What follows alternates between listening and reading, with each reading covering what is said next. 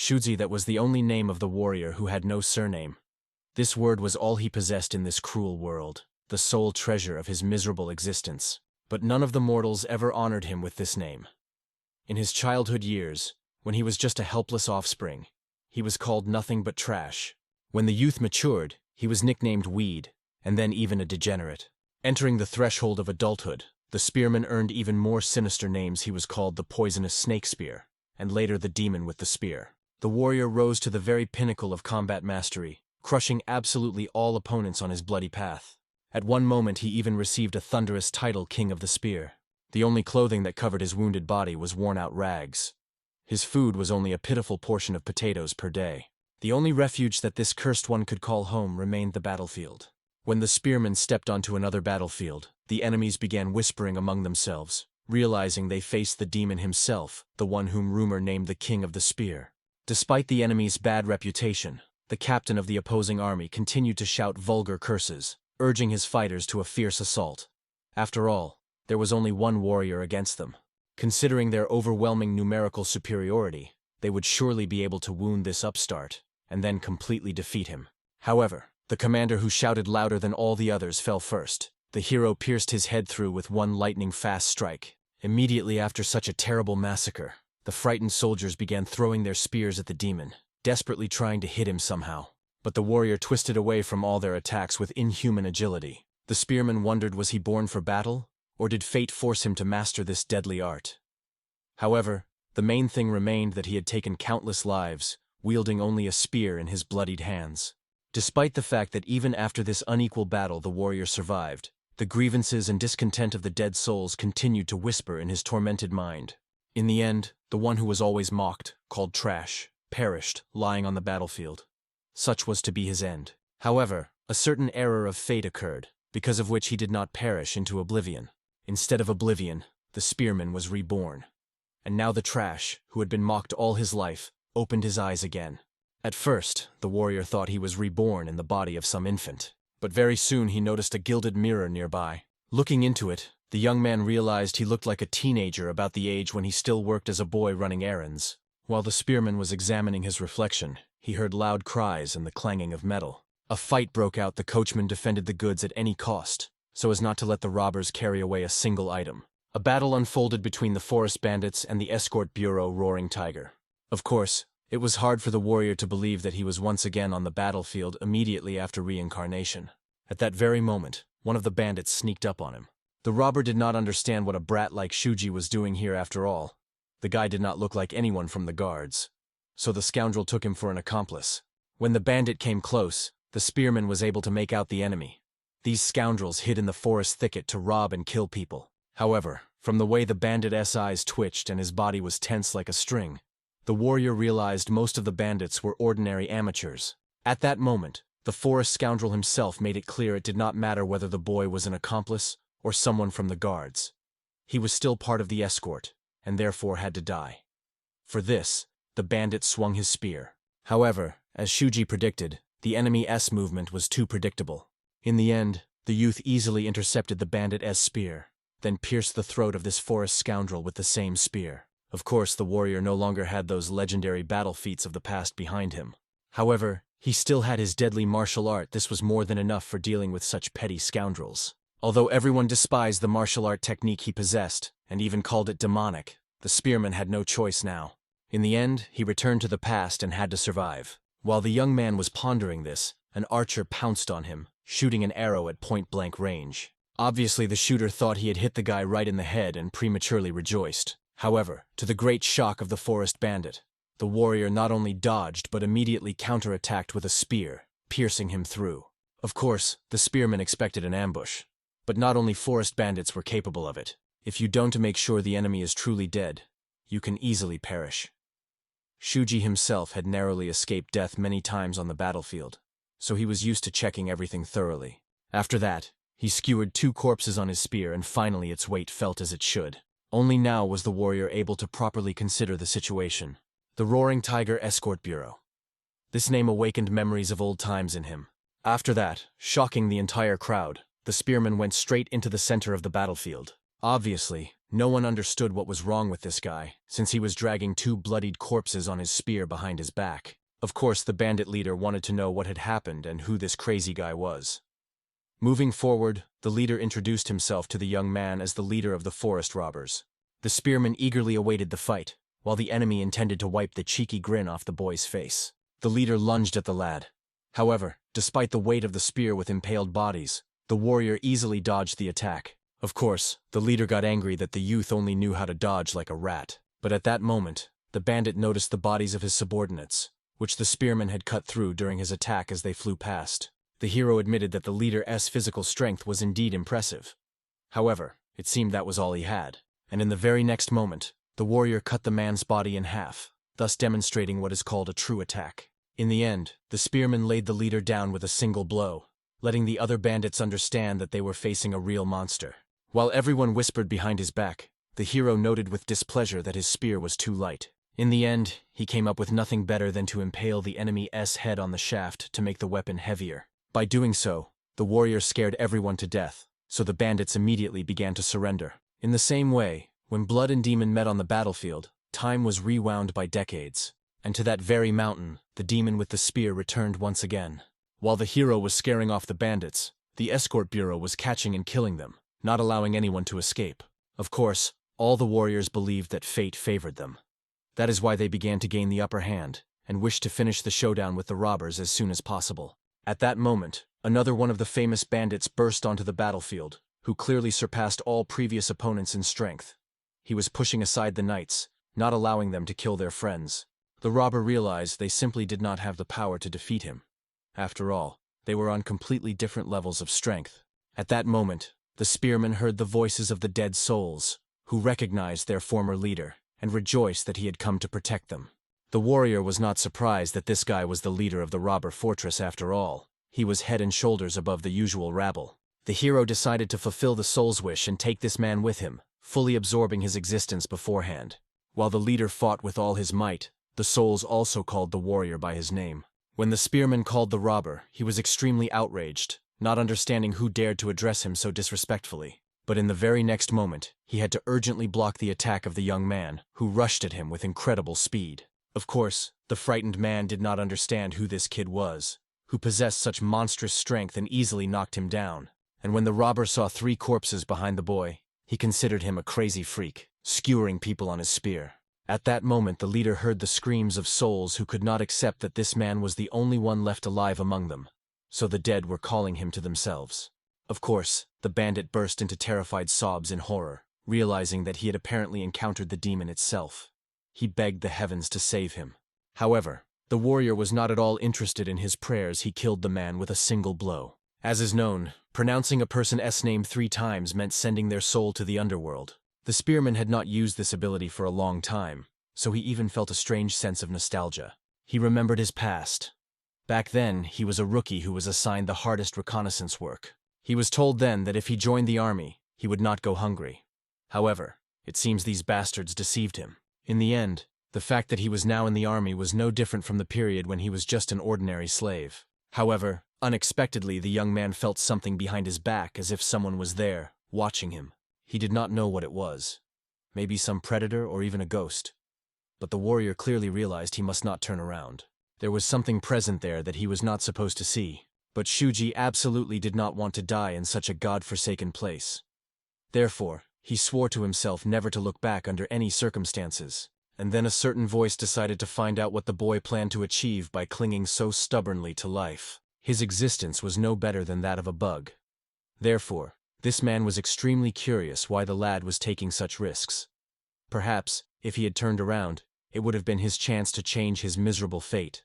The spearman indeed turned around to find out how much he could trust this man's words. Struck by the courage of the hero who asked this question, the stranger decided to learn his name. As soon as the youth named it, the old man asked him again and again, until Shuji pronounced his name 3 times. Immediately after that, the man grabbed him by the neck and lifted him high above the ground. The hero was, of course, amazed that the old man had covered all that distance between them in one breath. He didn't even notice how this man moved. Then the stranger told the boy that if you want to kill someone, you need to say their name 3 times. This man became the hero's teacher. He also endowed him with demonic power. He was the embodiment of evil in the martial arts world. He was called the Bloody Demon. Remembering this, the Spearman continued his fierce battle. However, it seemed strange to him that now his mind was clearer than ever. The demonic power that the teacher had given him was incomplete. Seeds of demonic power, rooted in his dantian, were supposed to penetrate the bones and cloud the mind. But now the warrior felt rested. Something had clearly changed. Therefore he closed his eyes and, concentrating, tried to understand what exactly. And finally the young man felt the difference between the current and past acquisition of demonic power in his previous life. The thing was that he had completely forgotten about it. When he went into the army, in childhood, he learned the breathing technique, the flame of the mind. This meant that she allowed him to maintain consciousness and clarity of mind.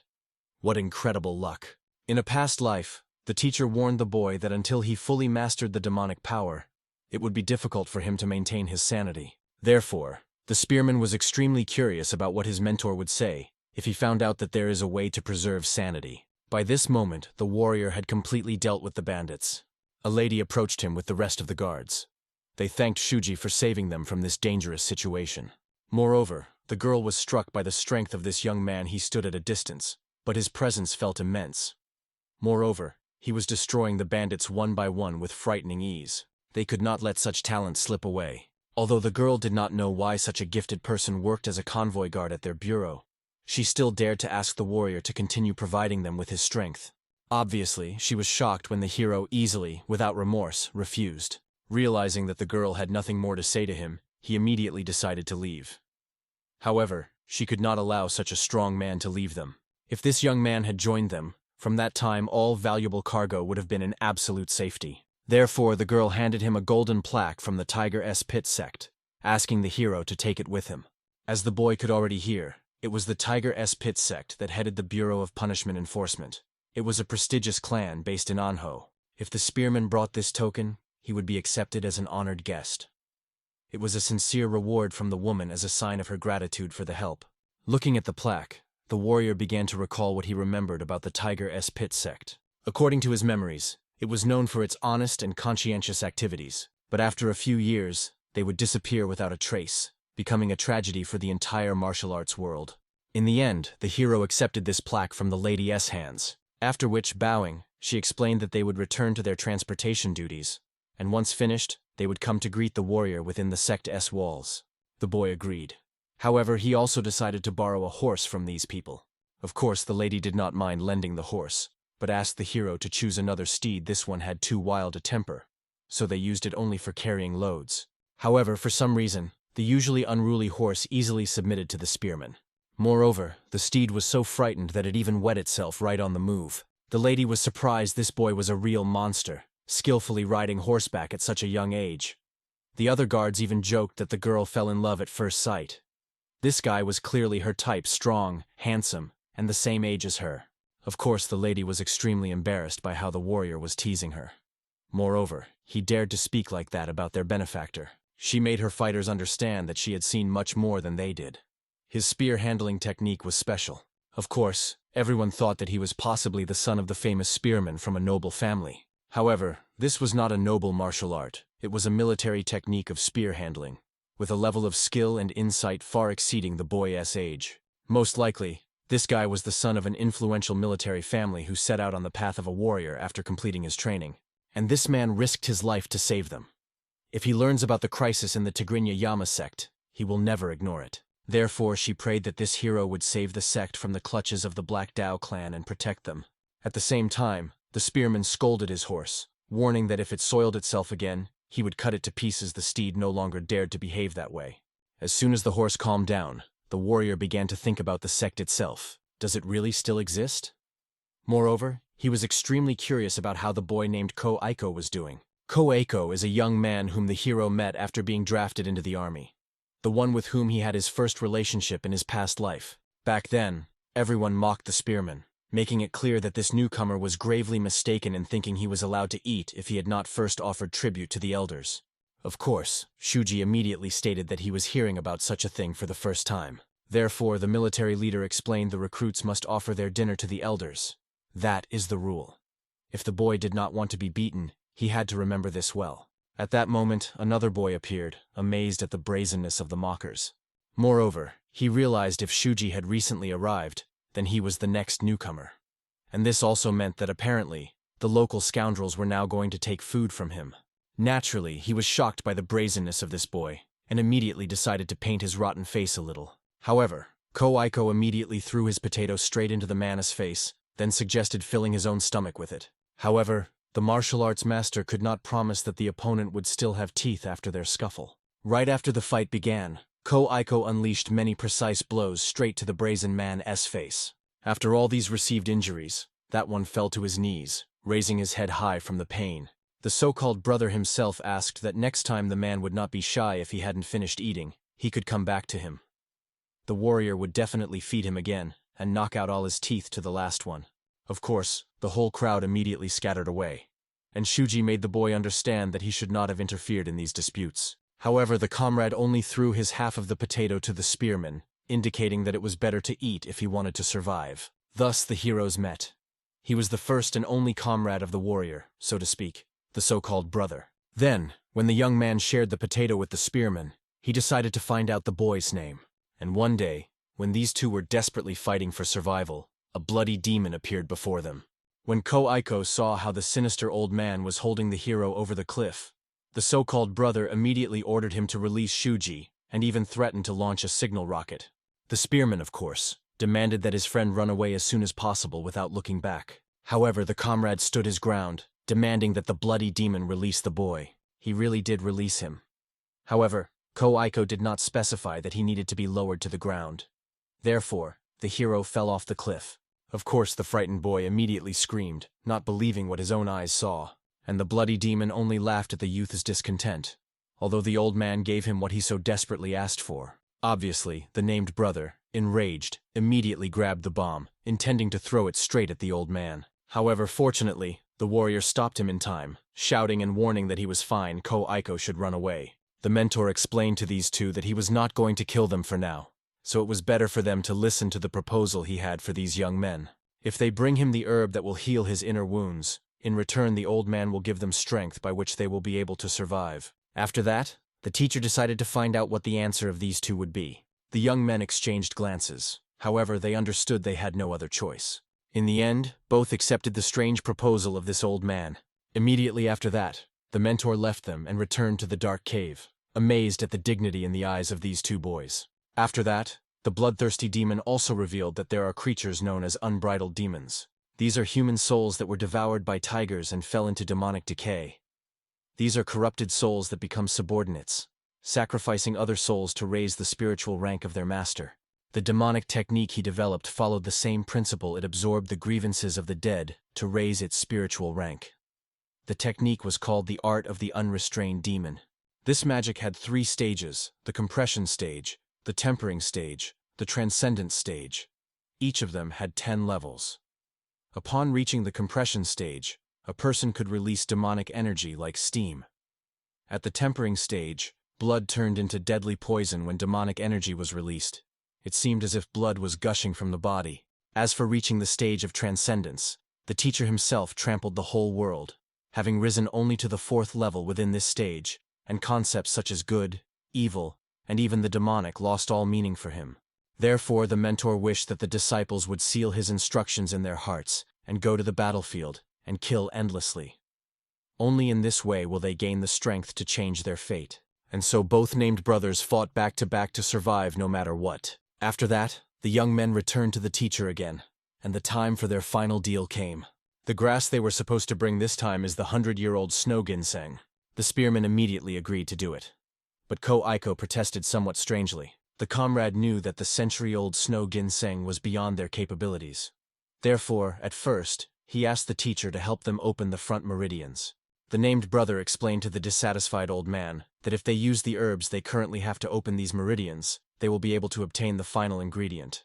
As for the missing herbs, they will be able to gather them and replenish the supplies later. After thinking a little, the teacher seemed to agree, and in the end, Ko-Aiko sent Shuji first to open the meridians.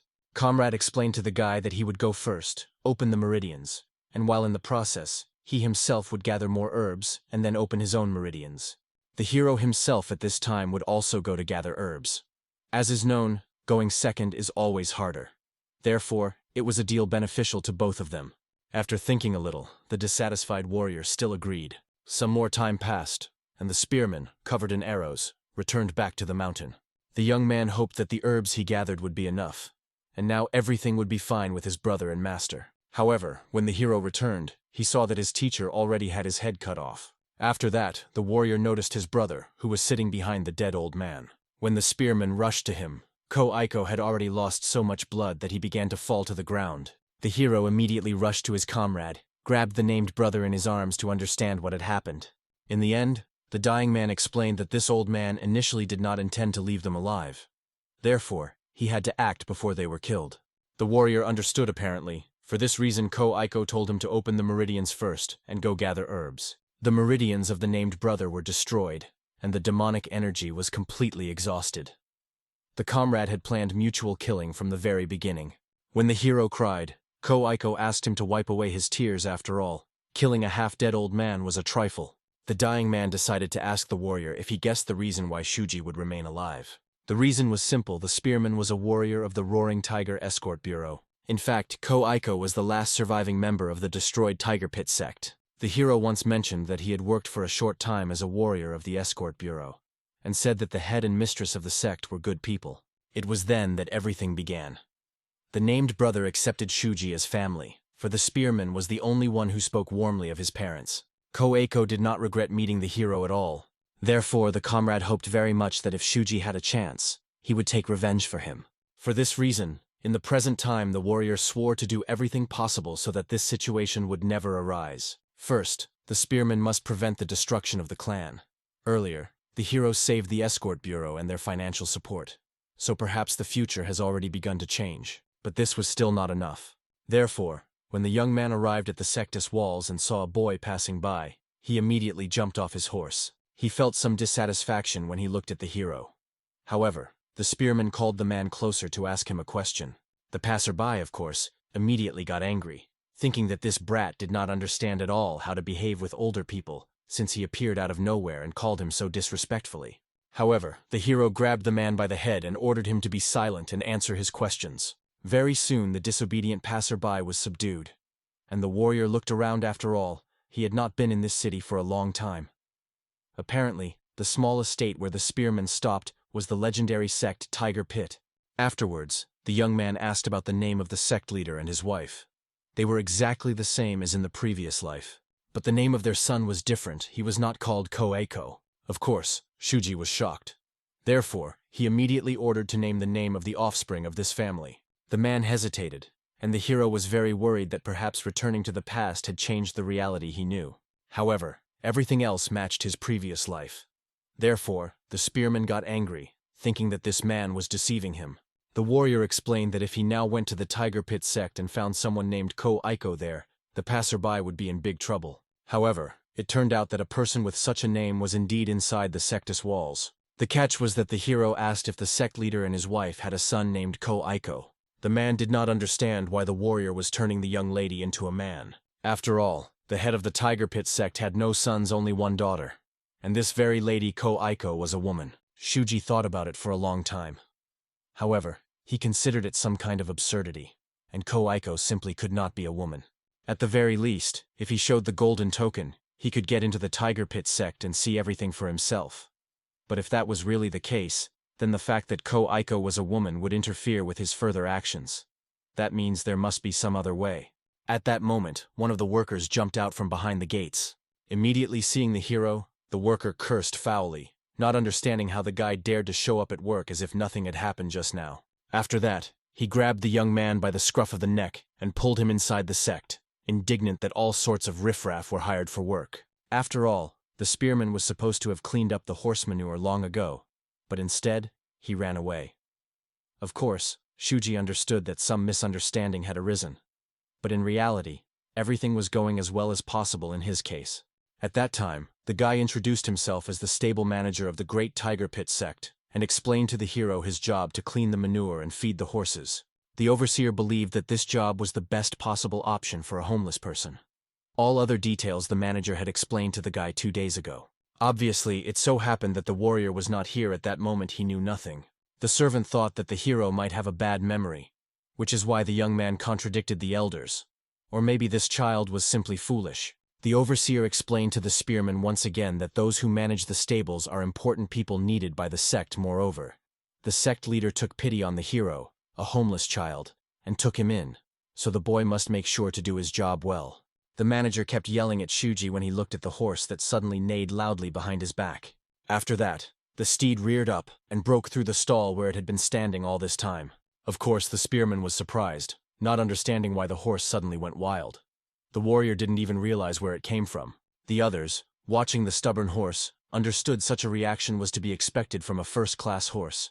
The young gentleman paid a very high price for this steed, so much gold that one could have bought a mansion.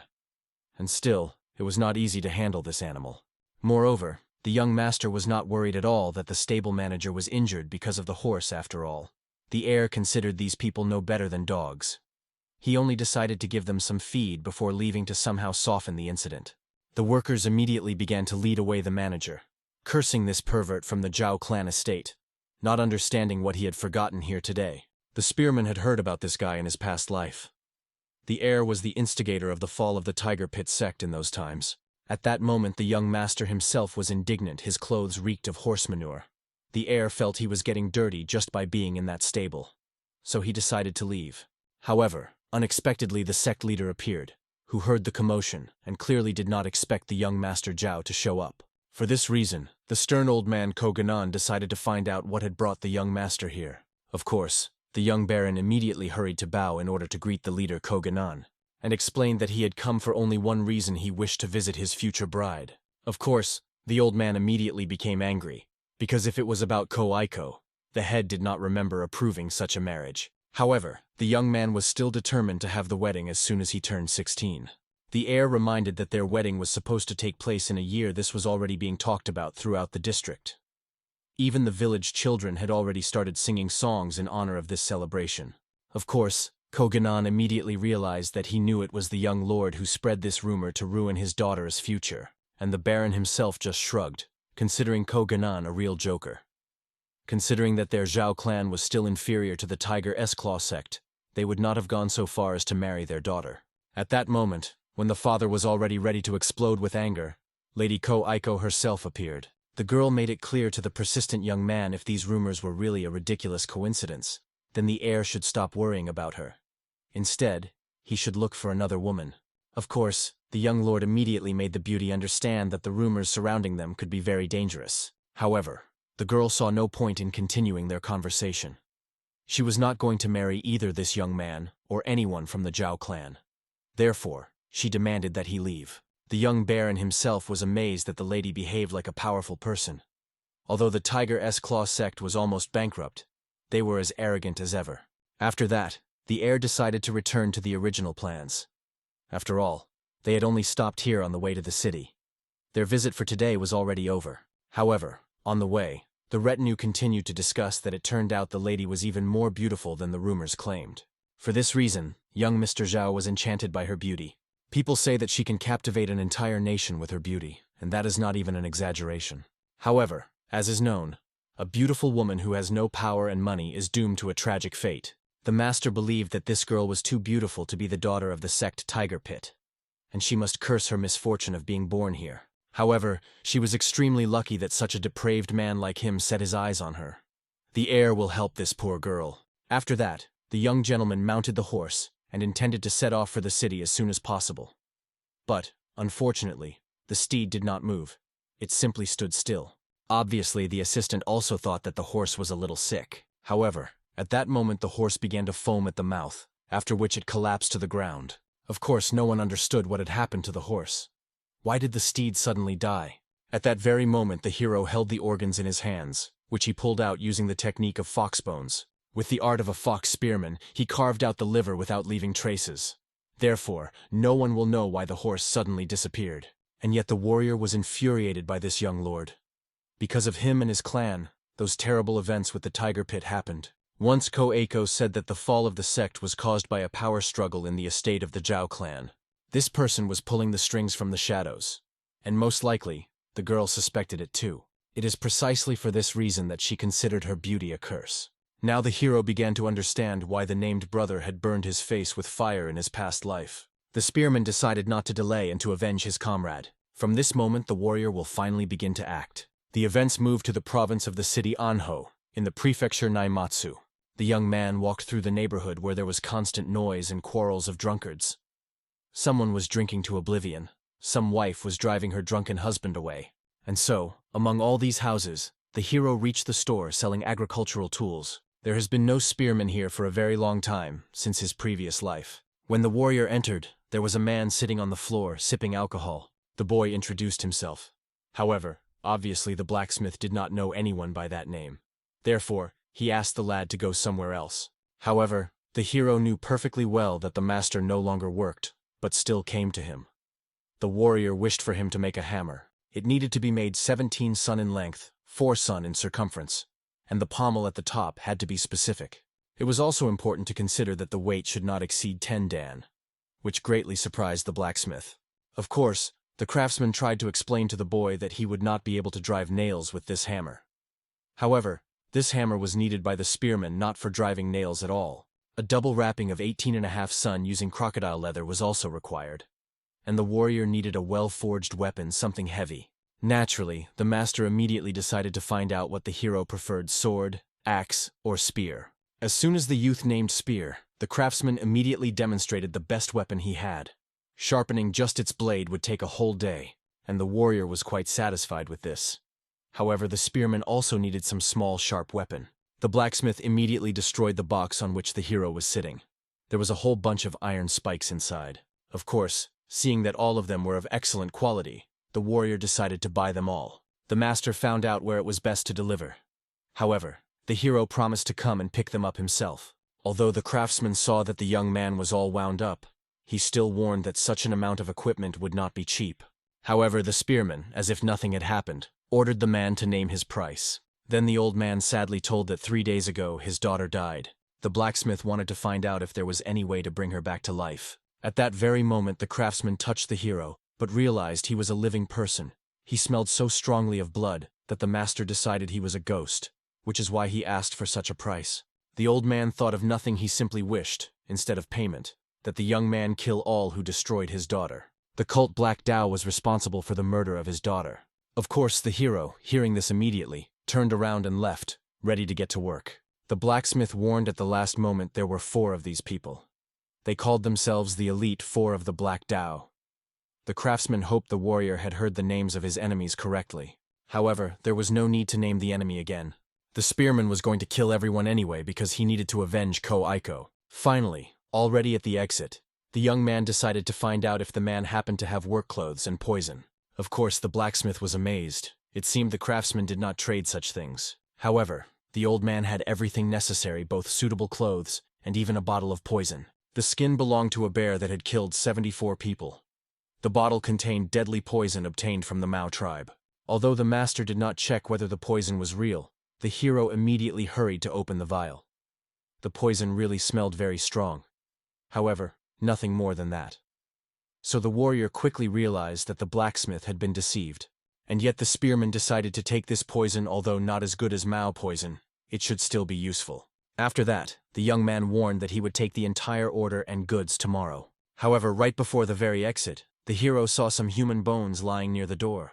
As it turned out, the blacksmith used these bones earlier when killing livestock. The warrior asked the man to lend them to him until the order was ready. After that, calmly taking everything necessary, he went away. The craftsman was convinced this guy was extremely strange, and still could not believe that he was a living person, not a ghost. However, it did not matter. The main thing was to avenge his daughter. The old man's life was a cheap price for her, for right now the blacksmith was already on his last breath. So having made everything necessary for the hero, he would inevitably die soon. The young guy reached the main gates of the Black Dao sect, and finally the guards on duty there saw a silhouette approaching from the darkness. They immediately hurried to explain to the guy that they had an important meeting in full swing, and further moves were forbidden for them. The guards also saw the bones in the youth's hand. But before the man could be surprised, the hero had already struck his head with those bones. Of course, everyone was stunned, not understanding who this guy was and what was in his hands. Only when they realized that these were horse bones, it was already too late. And the bones, indeed, turned out to be very strong and quite useful in battle. After such trash, the spearman found himself near the sect's walls. remembering that in the past they had allowed more than half of them to escape, and their counterattack afterward cost many lives. But thanks to this, the warrior knew exactly how these guys acted. This time, no one will be allowed to reach the end. The young man acted as he promised, slowly, quietly dealing with them one by one. Soon the other fighters heard some noise and decided to go out and check. When they saw the boy with the bloody bone, it was hard to believe that all this commotion was because of him. The warriors were angry that he had disturbed their peaceful sleep. They also explained that their sect leader was currently at a meeting with a guest. So they decided to deal with the boy on their own. Looking at these four, the hero realized they were somewhere between the third and second class. Apparently, this was the elite quartet of the Black Dao. Of course, the fighters were amazed that the Spearman so frivolously called them that. However, the first one immediately struck. For that, the man received a blow straight to his manhood. While he was groaning, the hero rushed at the others. To the second one, the warrior gouged out his eyes. At the third, he threw the bone so accurately that his entire face turned into mush. After that, the young man pressed his body into the ground, and the man, who was now infertile, was still writhing on the ground, trying to overcome the pain. However, noticing the hero, he immediately lunged at him to make him suffer just as he had just suffered. The Spearman was amazed that the man who always took something from others was now so displeased when they decided to rob them. The warrior smashed a vase and cut the man's face with the shards. He immediately fell to his knees, trying to wipe his eyes from the small shards. And the hero warned that he came here to steal their souls, not just their belongings. And of course, everyone was terrified by the power of this young man. After all, even in their sect no one fought so fiercely, and with a horsebone as a weapon. Therefore, it was obvious the real monster had come to them. At just a glance at the young man, the bald man, apparently the oldest of all, screamed fearfully like a girl. And the hero cold-bloodedly attacked him with a blow straight to the stomach. In the end, the bloodied warrior fell to the ground, simultaneously breaking a huge hole in the wall with his bulky body. All he wanted to know was who sent this young man and what he was all about. However, the Spearman calmly explained he came here on the blacksmith's order. This was the last thing the man learned before his death. The hero fulfilled his promise and took care of the elite Black Dao quartet. This should have been enough to pay the blacksmith for his work. At the same time, the sect leader was discussing that their mission had failed. The master was furious, and the young master as well. If they had managed to disguise the Black Dao sect as forest bandits and repel the attack of the Roaring Tiger Escort Bureau, then they could have obtained both the stolen cargo and the monetary reward from the Jiao clan. However, the idiots ruined everything. The leader of the Black Dao sect, of course, was horrified by what he heard. A member of the Jiao family explained the ambush failed, and they lost people. And now they couldn't even pay tribute to the evil alliance. They needed to come up with what to do in case a demonic debt collector appeared, and the chief was fully aware that the situation was slipping out of his control.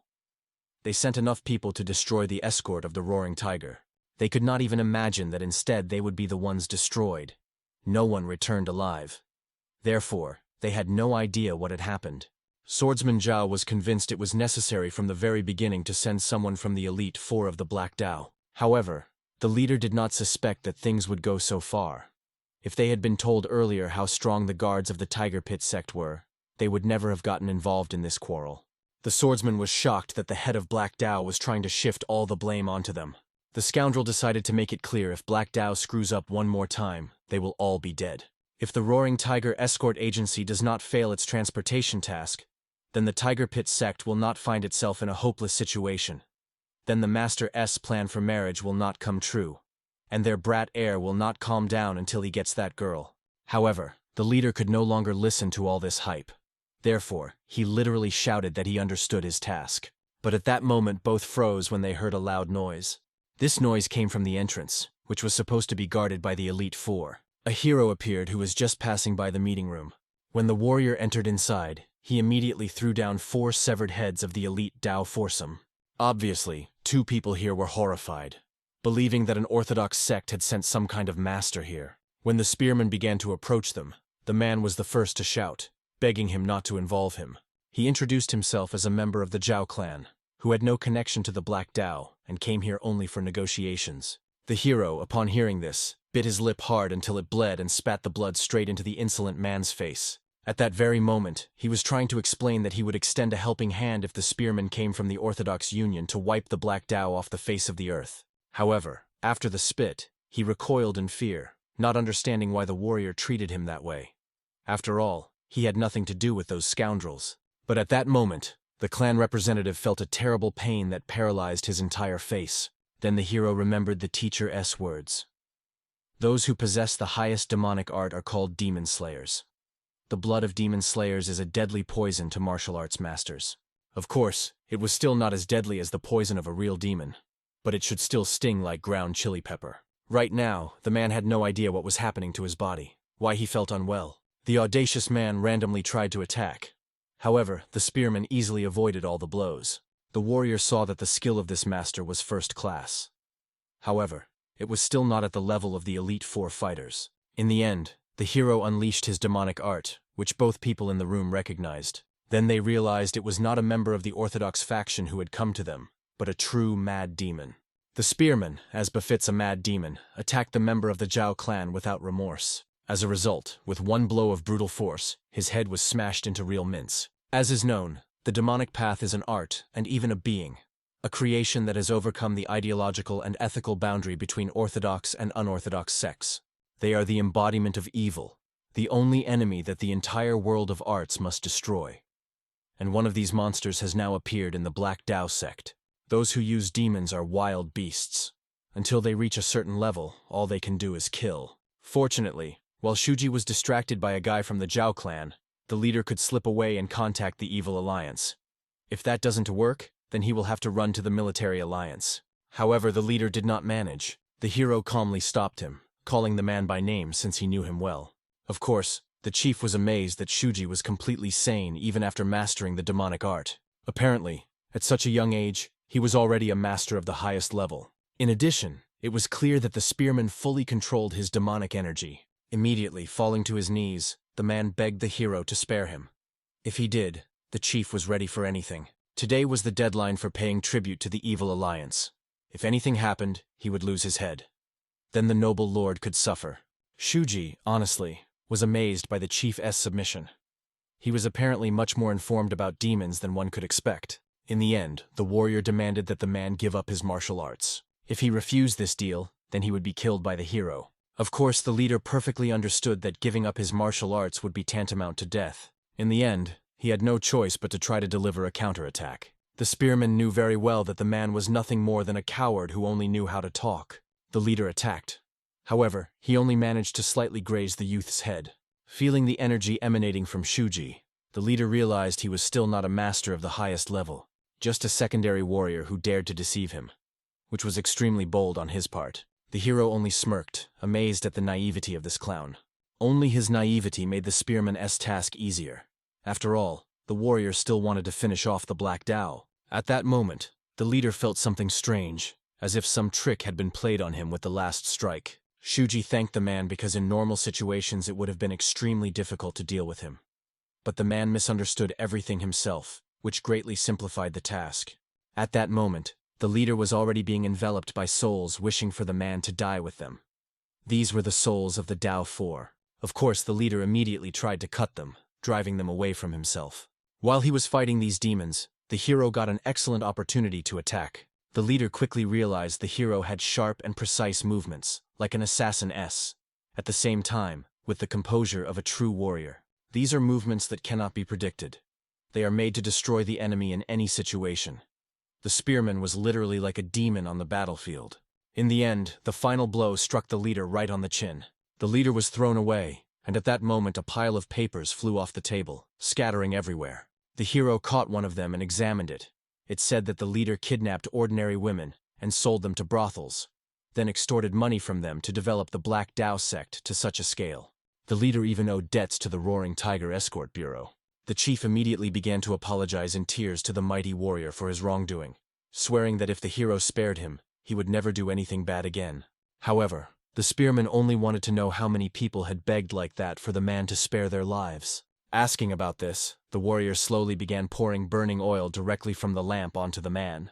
When his clothes caught fire, the man swore he would do anything to somehow atone for his guilt. However, the hero decided only killing could help at least slightly ease the regret of the Roaring Tiger Escort Bureau. When the spearman said this, the leader finally realized Shuji was the cause of all the recent troubles for which he failed to frame the Tiger-S Pit clan. In the end, one more soul joined the hero's collection.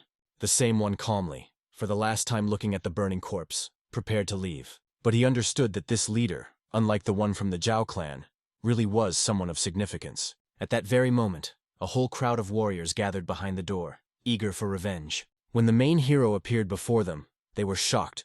Could it be that some youth caused this entire bloody massacre? The young man himself, surveying the number of brave ones, realized the night promised to be long and exhausting.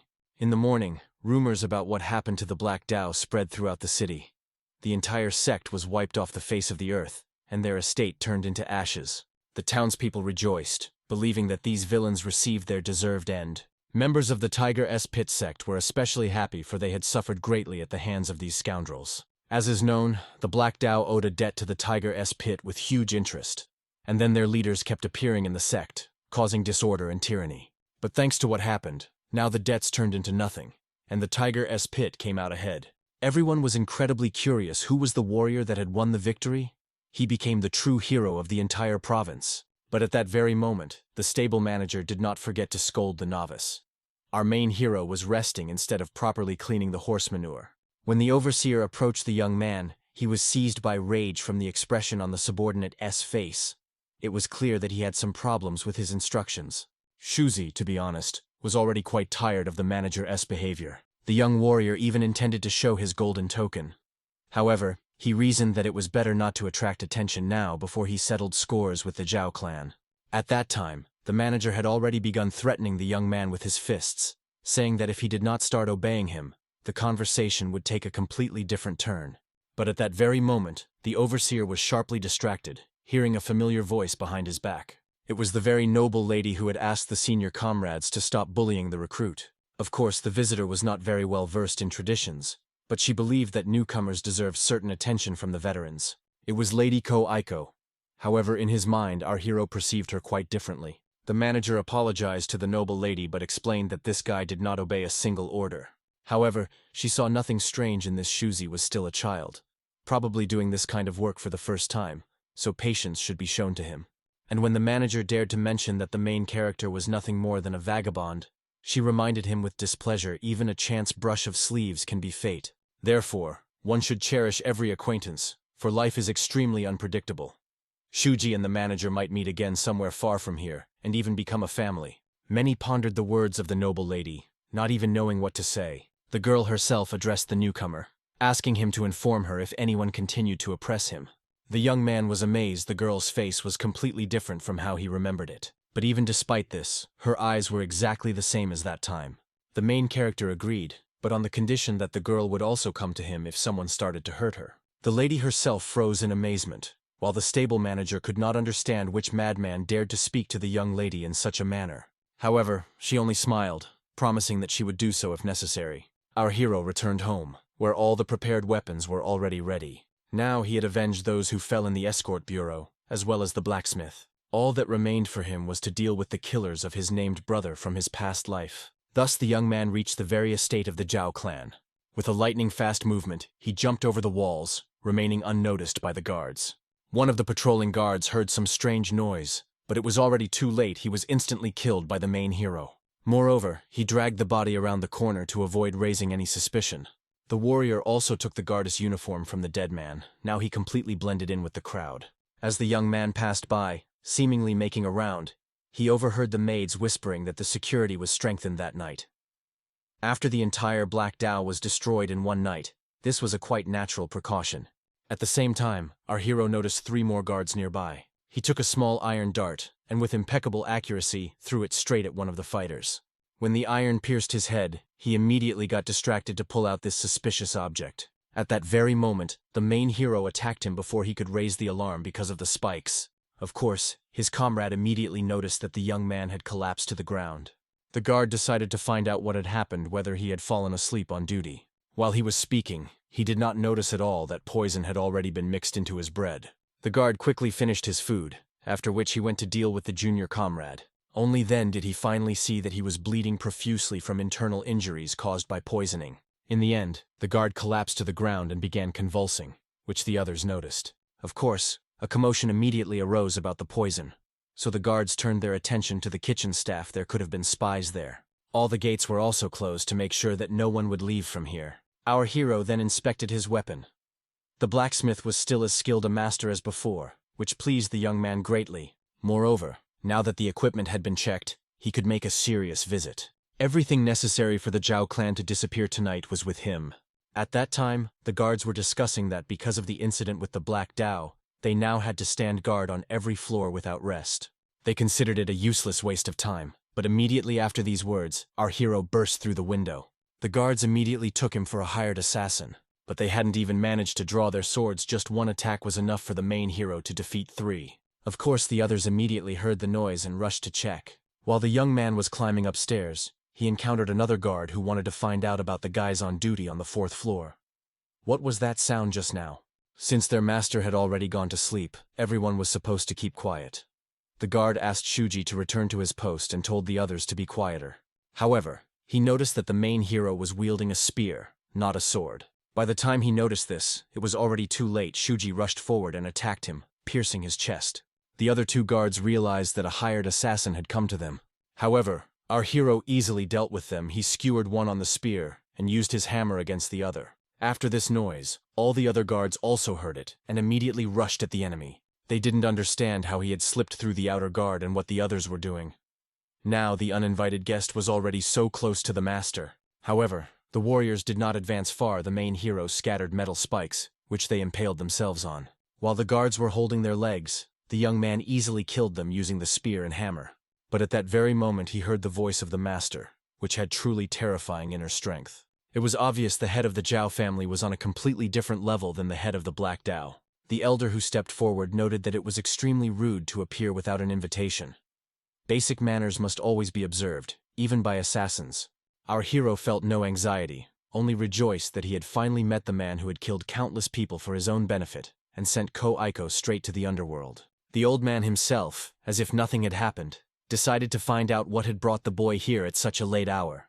The young man, also as if nothing had happened, decided to find out whether the man before him was the one called Jiao Yushi, the clan leader.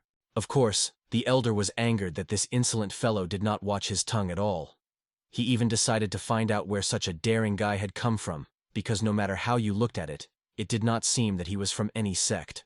Therefore, the patriarch assumed that perhaps he was from the Valley of Death, the Society of the Way of Excellence, or even the Black Sands. Shuzi, without hiding, introduced himself as a member of the Tiger Pit. Moreover, he noted that the elder's energy flow was very unusual, distorted, and extremely concentrated. Obviously, their duel would be far from easy.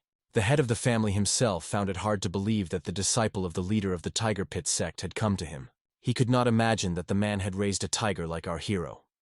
Therefore, the elder decided to find out exactly how Shuzi was connected with these people. The young man calmly introduced himself as a guest of their family. Initially, he intended to call himself a warrior servant, but since he actually worked as a groom, he stated that position instead. This caused the leader to emit a contemptuous chuckle. After all, he realized that the main character had come here clearly not without reason. It was no longer important to know whom he belonged to. The boy himself rushed into the tiger's den. The right thing to do was to kill him without unnecessary words. Our hero did not panic, but only slightly smirked, realizing that even surviving an encounter with this man already sounded a bit unreal. In his past life, this elder was peacefully living out his years.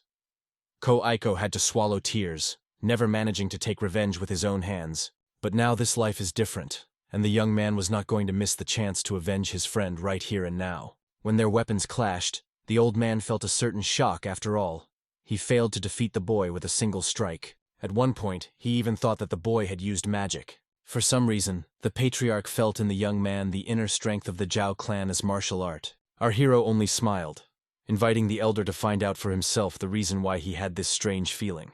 In fact, his spiritual title is the 9th level of the compression stage. He was already on par with this old man, a master of the highest class. The decisive factor in this duel will be the gap between a person living a second life and a person living the first. This is the difference in experience. In the end, both warriors began to attack. However, the clan leader was confident despite the main hero's good skills. The young man would never defeat him at this level. And considering that the elder possessed the power of fire, he added problems for the boy. After all, if even one spark hit his eyes, he would be in serious trouble. However, unexpectedly, our hero strengthened his zen to such an extent that these sparks, although hitting his eyes, bounced off harmlessly. Of course the old man was shocked by this. He couldn't even retreat properly, and the young man struck his throat, piercing it. Looking at the wound on his neck, the patriarch realized the boy was much more terrifying than he had assumed.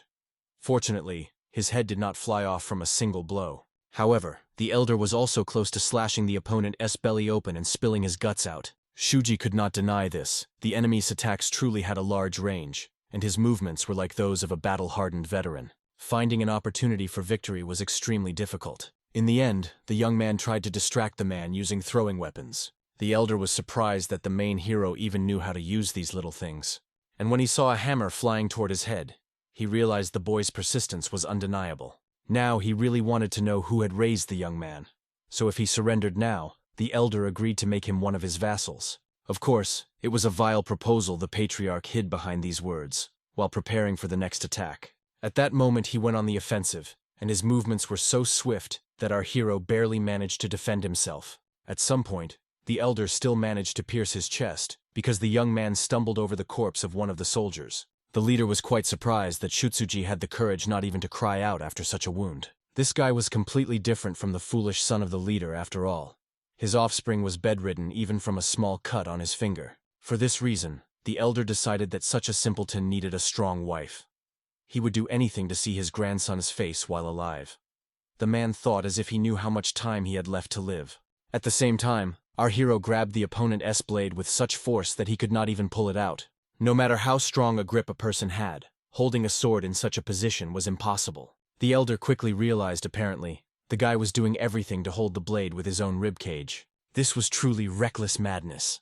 Perhaps the boy even deliberately exposed his weak spot, thus luring him into a trap.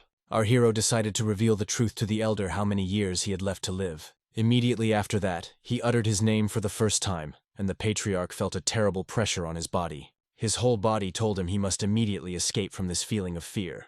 When the boy pronounced his name for the second time, the old man began to fidget to draw his sword and increase the distance. At that very moment, the youth pronounced his name for the last time, and demonic souls stretched their paws toward the patriarch to take the old man with them to the afterlife. In the end, no matter how much he screamed, he was completely absorbed by this demonic illusion, which caused him to drop his sword. And the main character used this opportunity to pierce his heart, driving the blade straight between the ribs. The dying man wanted to know what kind of illusion Shuji used, what this deadly intention was, and how a brat like the youth could possess such an aura. Our hero smiled, looking at the old man who had survived many battles in his life. However, compared to what the main character had endured, it was nothing more than an organized duel, and the young man had gone through a battle to the death among soldiers. Considering the war the youth had fallen into, how brutally he fought to survive everything the old man had lived through was nothing more than childish play. After that, our hero finally finished off the old man, and all the dying man begged for on his last breath was that the hero not kill his son. However, Shuji was fully aware this man was asking for the impossible, and the youth was least of all going to fulfill it. However, this still did not mean that the patriarch would never see the face of his grandson. After the murder, the soul of the elder tore itself from the body and joined one of the souls following the main hero. They were all laughing. Our hero felt a pleasant aroma behind him, and finally the boy saw the pot near which the demonic souls had gathered. There sat, hiding, a young master, whose soul Shuji had come for. He screamed desperately, demanding that someone help him and that the main hero not come closer. However, the young man was not going to spare this person. After all, because of this scoundrel's desire, too many people had to go through the underworld. He grabbed him by the hair, amazed that this brat still had the strength to scream so loudly. He was born into a wealthy family, with money and power, and considered himself a hero of this world. In that case, Shuji decided to make him the star of the show, a very tempting offer. That night, it was the son of the Jiao family who was the main hero. In the end, when the long night ended, posters were posted all over the province. Their content stated that the Orthodox sect had united with the Black Dao sect for unjust gain, and someone had punished them on behalf of the victims. In the end, both organizations were destroyed one after another. A mysterious avenger appeared and killed everyone. Apart from rumors, people understood it was for the best. After all, with such monsters, who even dared to attack all members of the Tiger's pit, it was finally over. And yet everyone was curious who could have dealt with them with such cruelty. After all, none of them were ordinary opponents. The stable manager had already heard tales from a woman who worked as a maid in the Jiao estate. From what became known, the mysterious master pronounced the name of the head of the Jiao family 3 times before sending him to the other world. Of course, everyone was gripped by horror. After all, this valiant warrior turned out to be like a grim reaper with a scythe, who calls the victim's name 3 times before execution. However, the maid recounted when the main hero pronounced the patriarch's name 3 times. He was so frightened that he began to sob. Apparently, he was sent to the underworld by pronouncing the name thrice. Everyone could only hope that no one would come to the tiger's pit with similar intentions. At that very moment, one of the servants raised a commotion so that everyone would greet the guests. At that time, the lady was pondering the mysterious avenger who destroyed everyone from the Black Dao and the Jiao clan estate. Even if they were terrifying people, it turned out to be wrong to rejoice at someone else in misfortune. She was extremely curious who was this avenger. Even if it was a ghost, she was insanely curious why he only did what benefited the tiger's pit. She even thought that perhaps this was the very person about whom the head of the escort wrote in the last message. She revealed that thanks to one warrior, they could not protect the supplies from the attack of forest bandits. She gave him her golden token and advised him to visit Tiger Pit, so she asked to receive him warmly. However, since the letter, not a single guest with a golden tag has come. At that moment the girl, completely absorbed in her thoughts, did not notice where she had arrived. It was truly a beautiful view of the lake, which she admired. After that, she decided to ask the escort how he found out that she had a weakness for lakes, since she could not remember ever mentioning it. Accompanying her was Shutsuji, who calmly said that the lady had somehow mentioned it. While she was guessing when she had time to tell this, our hero was recalling his past life. Every time she was upset and her thoughts were in disorder, she always sat by the lake. After that, the young man also took out the green powder and the tinderbox to ignite it. These were special incense that repelled insects, so they immediately flew away. The girl was extremely surprised, although she liked lakes. Insects always caused her problems. And Shuji turned out to be quite attentive for a newcomer. She was very curious, was he as responsible at his previous job? Our hero calmly explained a warrior dies for the one who recognizes his worth. To those who treated him like family, he treated them like family in return. After these words, the lady realized that the young man seemed to have his own reasons for behaving that way.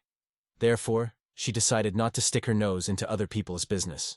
However, she could confidently state as long as he is in the Tiger Pit sect, they are his family. After these words, the main hero immediately shifted his memories to his past life. Then the girl decided to tell the young man why she left him alive. Because he was a warrior of the Roaring Tiger Escort Bureau, and she considered his parents good people. It was precisely from that moment that Shuji began to perceive the girl as family. At that moment, the stable manager ran up to them, distracting them, and reported to the lady that the escort had finally returned. She immediately galloped ahead, explaining that they have a banquet tonight. So she asked the young man to come and take a seat. Our hero smiled, looking into the distance, then calmly fixed his gaze on the lake. Soon evening came, and everyone drank and celebrated for the head of the escort, the heroine of the journey who saved everyone. The leader also raised the cup, asking the warriors to drink and eat as much as their hearts desired. Everyone around praised the sect of the Tiger Pit.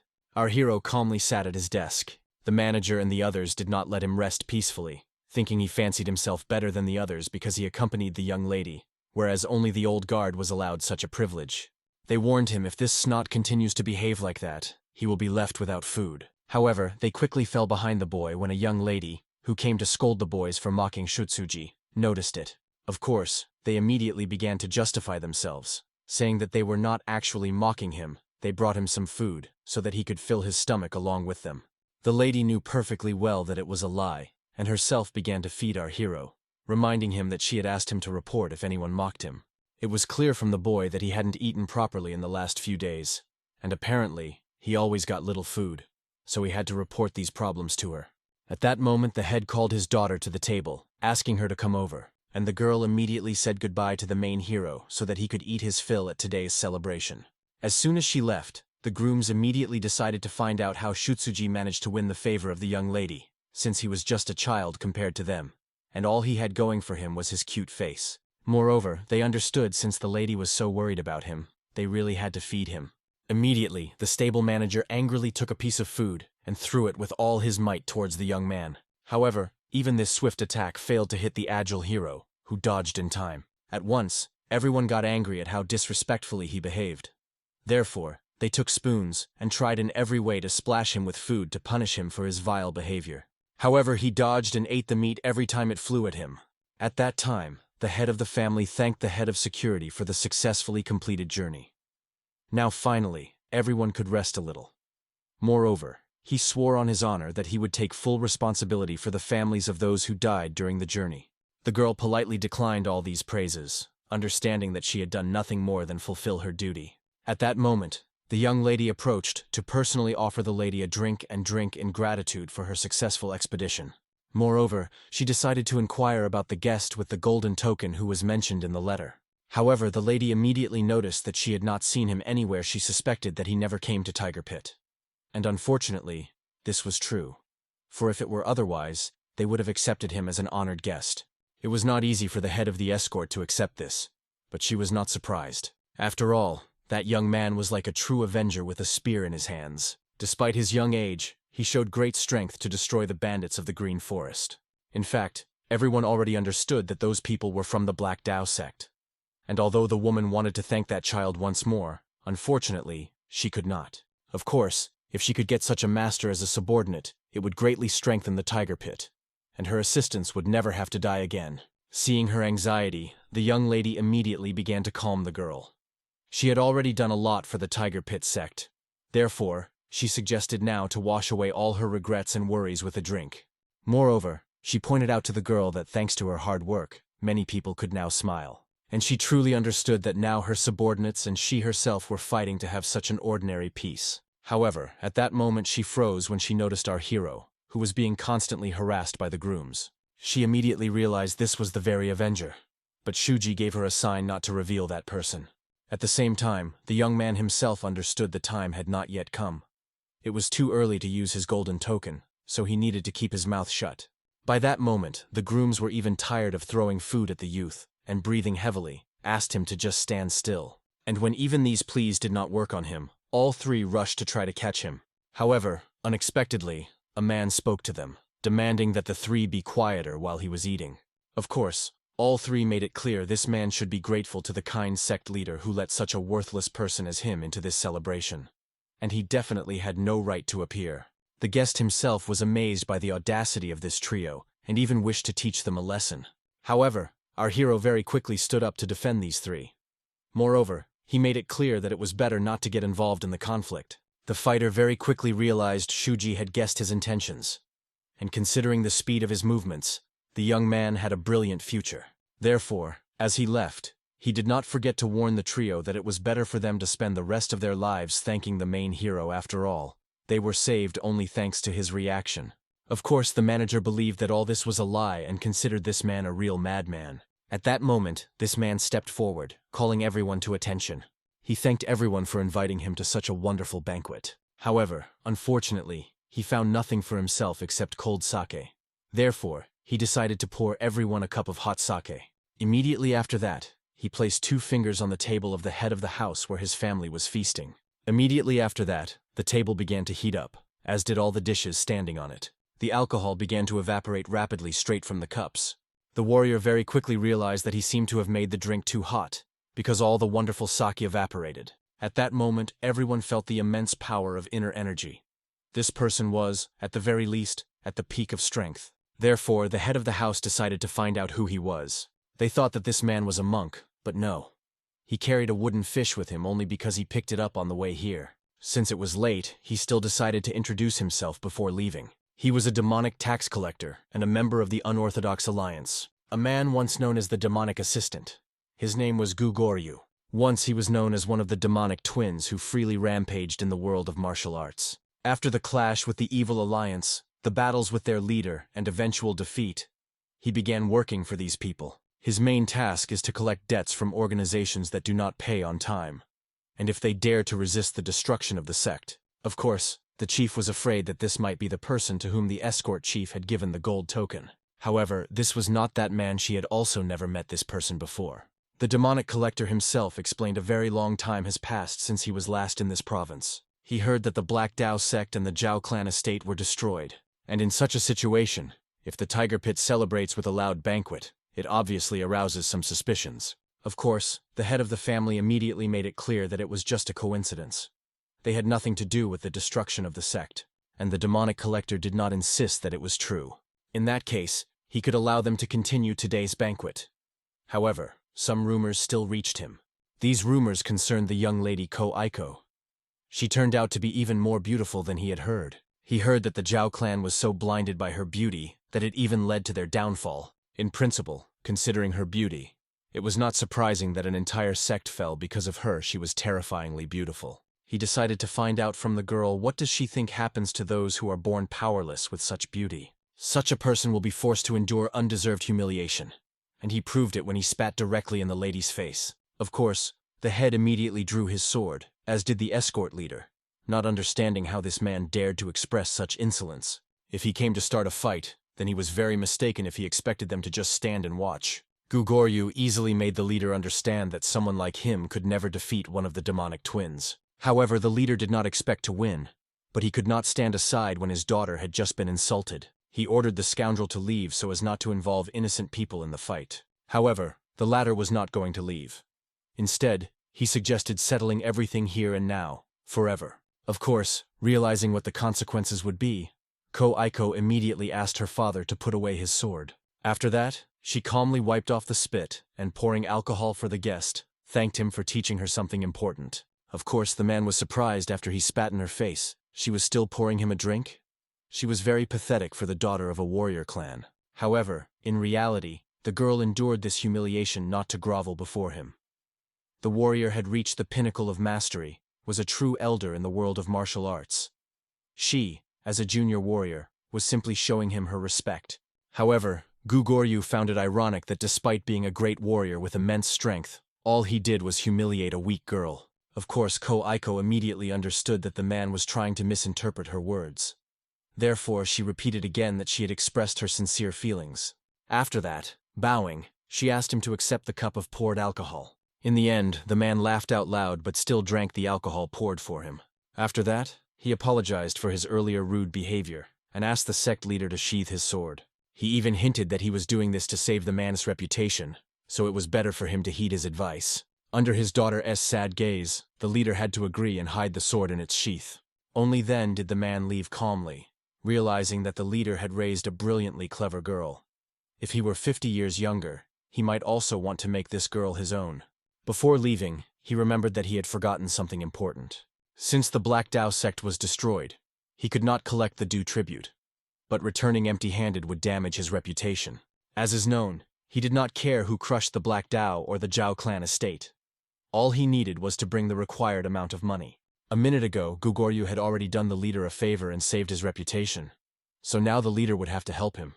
Of course, the leader immediately understood this man was trying to collect tribute from various clans that belonged to orthodox sects. The audacious man himself preferred to call it not tribute, but compensation.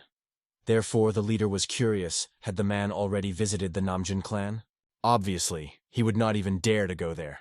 Because if he went to the Nam Jun clan, not only would he not get money, he would be killed there immediately. Still, he came because he had heard that Tiger's Pit had earned a lot of money during its last order. Therefore, Gugoryu suggested to Koganan to consider this payment as money in condolence to the poor souls of the fallen Black Dao sect. Of course, the old man asked that Gugoryu give him some time to think. However, without much thought, he immediately launched a preemptive attack. He made it clear time was precious to everyone. If the patriarch wanted to live, he should immediately pay the required amount. Koganan himself was in extreme confusion, realizing if he angered the demonic assistant, the tiger pit would be wiped off the face of the earth that very night.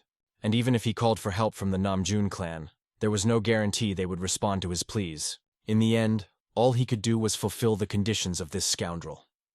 A huge pile of gold and silver instantly appeared on the table. Since the elder had given Gugoryu all his wealth, he demanded that he not dare to touch a single member of his sect. Gugoryu, examining the ingots, reminded that he was not some kind of monster and valued agreements. However, he was shocked that Koganan now had such a deadly intention. From all this wealth, he also took one gold ingot and threw it toward Lady Ko-Aiko. He asked that the girl accept this money as an apology for humiliating her earlier. After that, waiting until the lady bowed, he decided to leave. He also noted that there was no need to see him off tonight. The moon shone brightly, and he would easily find his way home. In the deep night, after the feast ended, The stableman discussed that the bastard was so powerful that he could single-handedly kill everyone at the banquet. It was pleasing that they managed to resolve this problem with money, for death was the most terrible prospect. At that moment, a breathless steward also ran to the stableman, who was looking for someone. When they saw he had a whole pile of meat, they were glad since the banquet was ruined. They thought they would not be able to have dinner. However, the master took care of them. However, the dishes were not prepared for these two at all. He was searching for where Shuji was now. He remembered the words of that warrior who said he needed to be grateful to our hero for the rest of his life. And now he began to realize the power of Gugoryu, that he was not some madman. Our hero had already gone out on another hunt with his spear. When the unsuspecting man stepped onto the bridge, he immediately felt the aura of a killer coming from afar. At first, he took him for some kind of monster. However, he quickly realized it was just a man. Moreover, he recognized him as the stableman who had interested him earlier at the banquet. Gugoryu was curious, why does the young man pursue him? Was the reason that he dared to insult his beloved? He also made it clear to the main character that if he came to avenge his beloved woman, it was not the best idea. Of course, he humiliated her, looking her in the face. But she did not fall for this bait. In other words, his insult was in vain, so there was no reason for them to sue. However, the young man was angry that this person was unenthusiastically imitating monks. Moreover, he was annoyed that he was talking a lot of nonsense. Therefore, he rushed at him with a spear, demanding that he give him all his money. Gugoryu himself was only glad after all. 40 years had passed since he last heard such words from anyone. The last person who spoke this to him was the King Bandit Knight. Now he was sure this guy would definitely be the last to dare to say such foolishness to him. When he struck his cane directly on the spear, the shaft trembled. However, even from the deferred force, it did not break. For this reason, the man became interested in this spear. He decided to find out its name. When he learned that it had no name, it even caused him some regret, because the spear was really excellent, resembling a family heirloom. After that, he revealed his weapon. It was once also a spear, but after the blade broke, he used it as a club. Nevertheless, it was forged from black iron, so it was quite durable, though somewhat heavy, but that was the only drawback. If the blade had remained intact, it would have been called the Spear Demon, not the Club Demon. However, unexpectedly, right while the man was speaking, the bridge began to sway violently. Our hero grabbed the ropes and started jumping on it. At the same time, he explained to the insolent man that no matter how strong his weapon was, it was still a spear without a blade, like a lone wolf that had lost its fangs. Just like Gugoryu now. Saying this, the young man attacked. And honestly, the confused warrior panicked. With the first strike, the main hero slashed his face, leaving a huge bloody scar. This greatly enraged the man because, as is known, a sudden strike in a duel between warriors is a sign of cowardice. Therefore, he raised his club to strike and aimed it at the young man's face. However, the latter easily dodged, then scattered his metal spikes everywhere. Of course, the man was sure that such cowardly tactics would not work against him. At that moment, using the opponent's distraction, our hero tried to spit at him with his poisoned blood. However, the man easily dodged, then realized the young man was apparently really hurt that he had humiliated his beloved. But at that moment, the main hero stood on his hands and caught that bloody spit with his foot, then forcefully struck the man in the face with the sole of his foot. He immediately realized that the spits of this boy burn, so he even considered him some kind of poison master from a dark family. Moreover, the visibility was currently hindered due to fog and the effect of a strong poison. In the end, all he could do was just strike at random until he regained some composure and felt better. Gugoryu was convinced that he had underestimated the tiger pit. He did not think that a simple groom among them could be so strong. In fact, the man perfectly understood someone like this boy could not have undergone training in the tiger pit. And most importantly, he was too different from all the others. Such a fighting style cannot be considered orthodox. The movements disregard the rules of decency, and the whole body of this person itself is a deadly weapon. However, Gugoryu did not care who Shuzi was, a demon, or from which underworld he came out. Therefore, he ordered the boy to attack, for he was ready to send him back to hell with his own hands. At that moment, our hero intercepted his spear and made it clear that the enemy talked too much, after which the two collided with their deadly auras. In the end, with the very first strike, Shutsuji managed to cut off his enemy's arm, causing the bloodied flesh to rapidly fall from the bridge. However, at the same time, although it cost him dearly, the opponent managed to pierce the young man's body using his club. Therefore, he was confident that he had achieved victory. People usually died when he plunged his weapon into them, leaving a huge hole in their chest. but the enemy still could not believe that he had paid such a huge price for this victory. It was surprising that some brat could pose such a threat to him.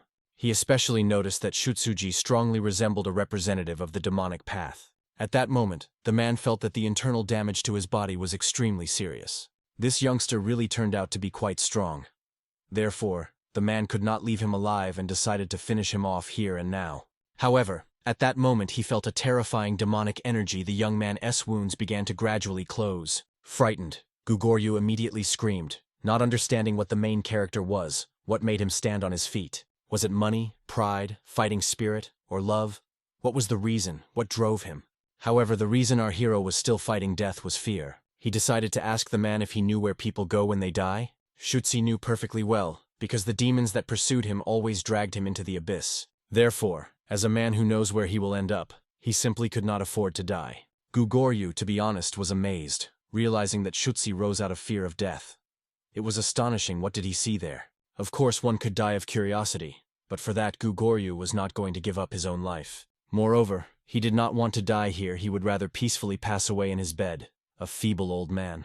In the end, the duel continued, and in the battle the young man managed to cut off 2 fingers of his opponent. Furthermore, when the opponent was already confident of victory, the main character threw his darts straight from his mouth at him. Of course, the panicked man had no idea what the young man had just used, and the young man simply bit the metal in his mouth, soaking it with blood, and warned the man that today he would definitely die. After that, our hero continued to fight. Despite receiving mortal wounds, he still attacked the opponent quite vigorously. Therefore, obviously the man called the young man the real devil incarnate. After that, he threw his club, and it seemed as if it had knocked off half of the hero's head. The man, however, continued to laugh with joy, realizing that he had indeed managed to achieve victory. Therefore, he ordered the young man to continue lying down like a good boy, until he finished him off with the final blow. However, despite the number of injuries, the main hero still had the strength to move, although the man was sure he had definitely knocked his head off. But at that moment, the young man destroyed the bridge on which they were fighting.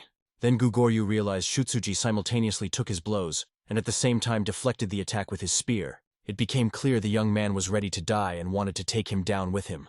But the man could not allow the boy to win. He tried to escape from the collapsing bridge, not suspecting that our hero had already sent his demons after him.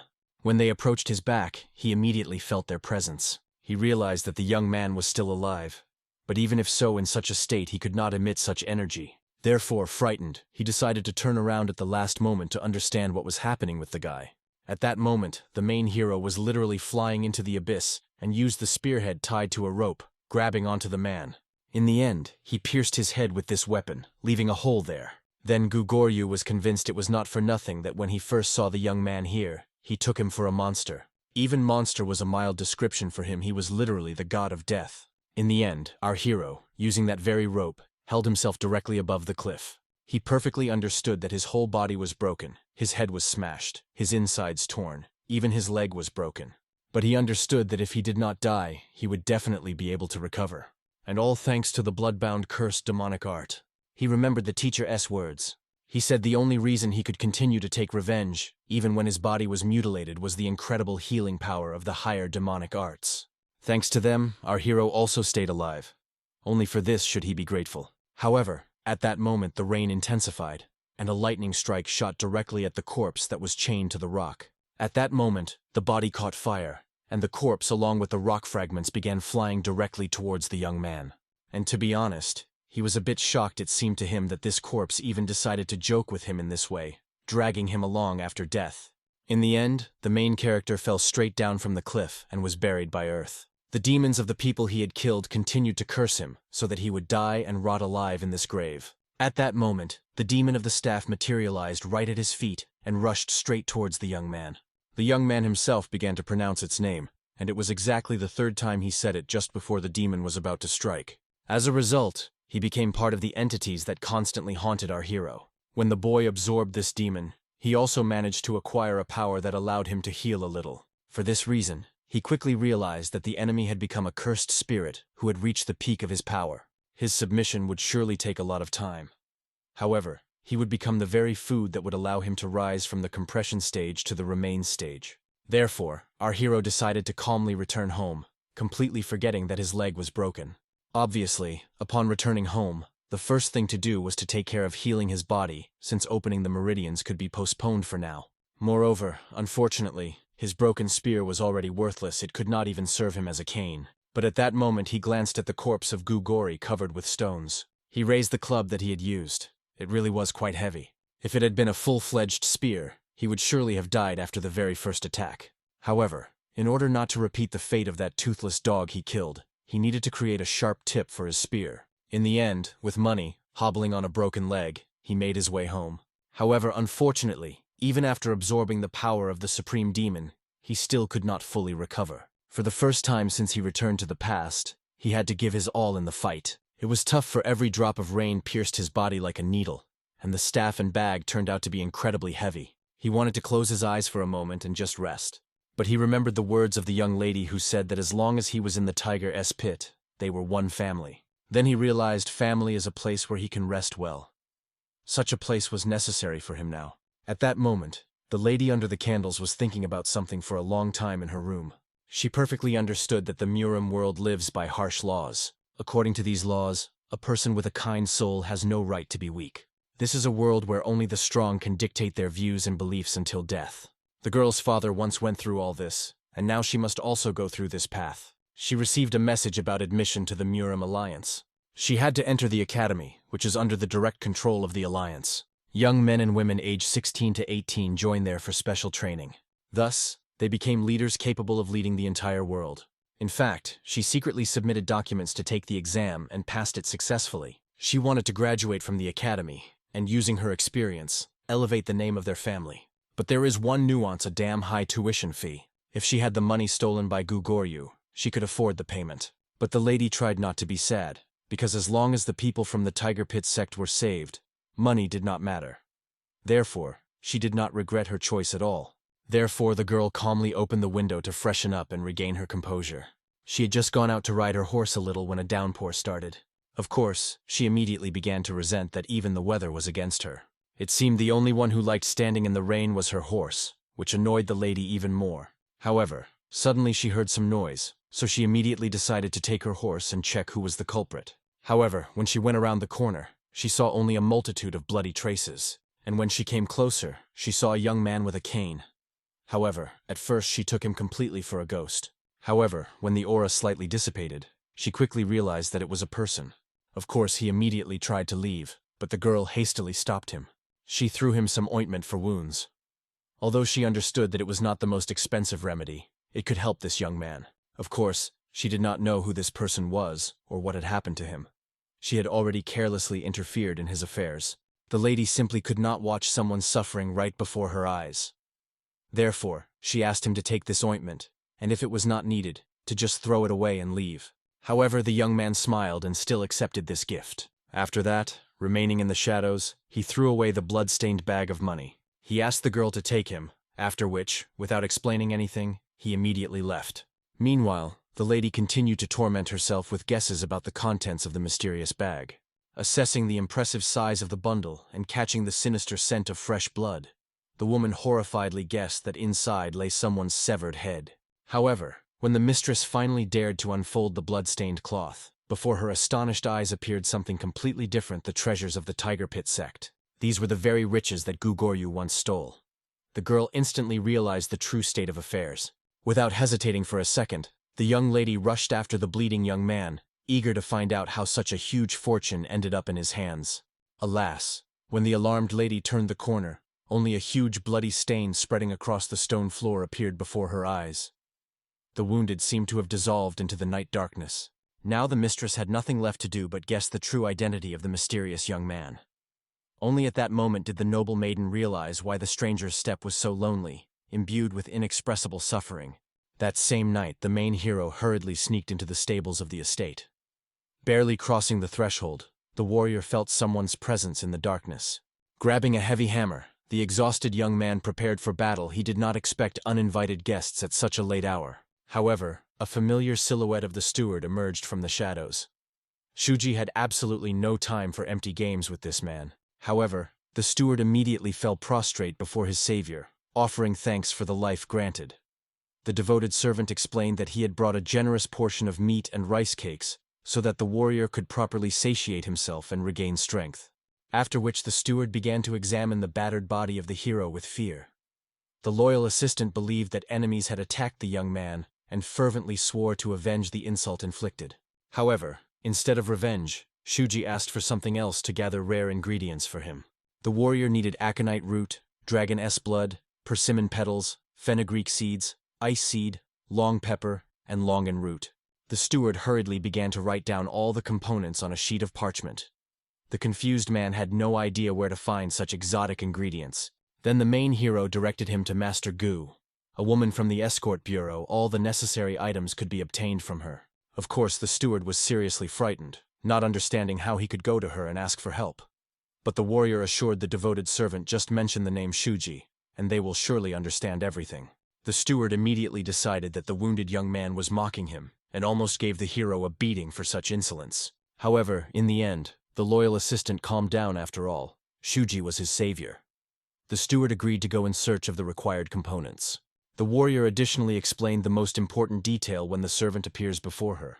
He must say that he has come on behalf of Shu. The steward only nodded in response, although he felt uncertain. As soon as the servant disappeared into the darkness of the night, the main character immediately began cultivating his internal energy. At the moment, the level of his spear demon had reached the 10th stage of the bone armor. After that, grand demonic gates materialized before the exhausted warrior. To fling them wide open, the young man had to break through the immune meridian, and, having absorbed the precious blood, refill it again with the help of a spiritual elixir. This path held deadly danger. However, all cultivation points fully opened during the fierce battle with the staff demon. Perhaps the warrior absorbed an excessive amount of blood, and the usual elixir would now be insufficient for the breakthrough. In that case, the main character could fully replace the missing fluid with the soul of the demon itself. The young man began to attract the ghostly entity to himself. The soul desperately resisted, continuously trying to break free from invisible shackles. However, the warrior managed to absorb it completely. And soon, the exhausted fighter fully immersed himself in deep meditation. At that very moment, a breathless manager rushed to the stable, dragging behind him a heavy bag with all the necessary items. When the loyal servant appeared before the lady from the escort, she, barely hearing the hero's name, immediately decided to provide assistance. Upon learning that help was only needed with herbs, she handed over all the rarest ingredients without unnecessary questions. Now the stunned steward had accumulated an incredible number of questions regarding Shuji's true identity. The main hero, having taken the precious bag, strictly ordered the steward to ensure that no one dared to enter him until he himself came out. And if something unforeseen happened, the servant could inform the head of the bureau about it. After which the massive doors slammed shut, and the warrior fully immersed himself in a meditative trance. When a cultivator overcomes the cranial meridian before reaching the dual principles, no one can determine whether it is battle magic or not. Of course, except for the very founder of the demon spear path. Shuji was seized by curiosity. What is his mentor doing now? Perhaps the Muram Alliance or some powerful sect is pursuing the teacher. Or maybe the master still serves as a god general in the cult of the heavenly demon. Or perhaps the legendary warrior was looking for disciples like those Shuji and Ko-Eiko once were. Immersed in hallucinations from the past, the young man began confidently walking toward the phantom gates, ignoring everything around. When the main hero was about to open them, the warrior saw a barely discernible silhouette of Ko-Eiko behind his back.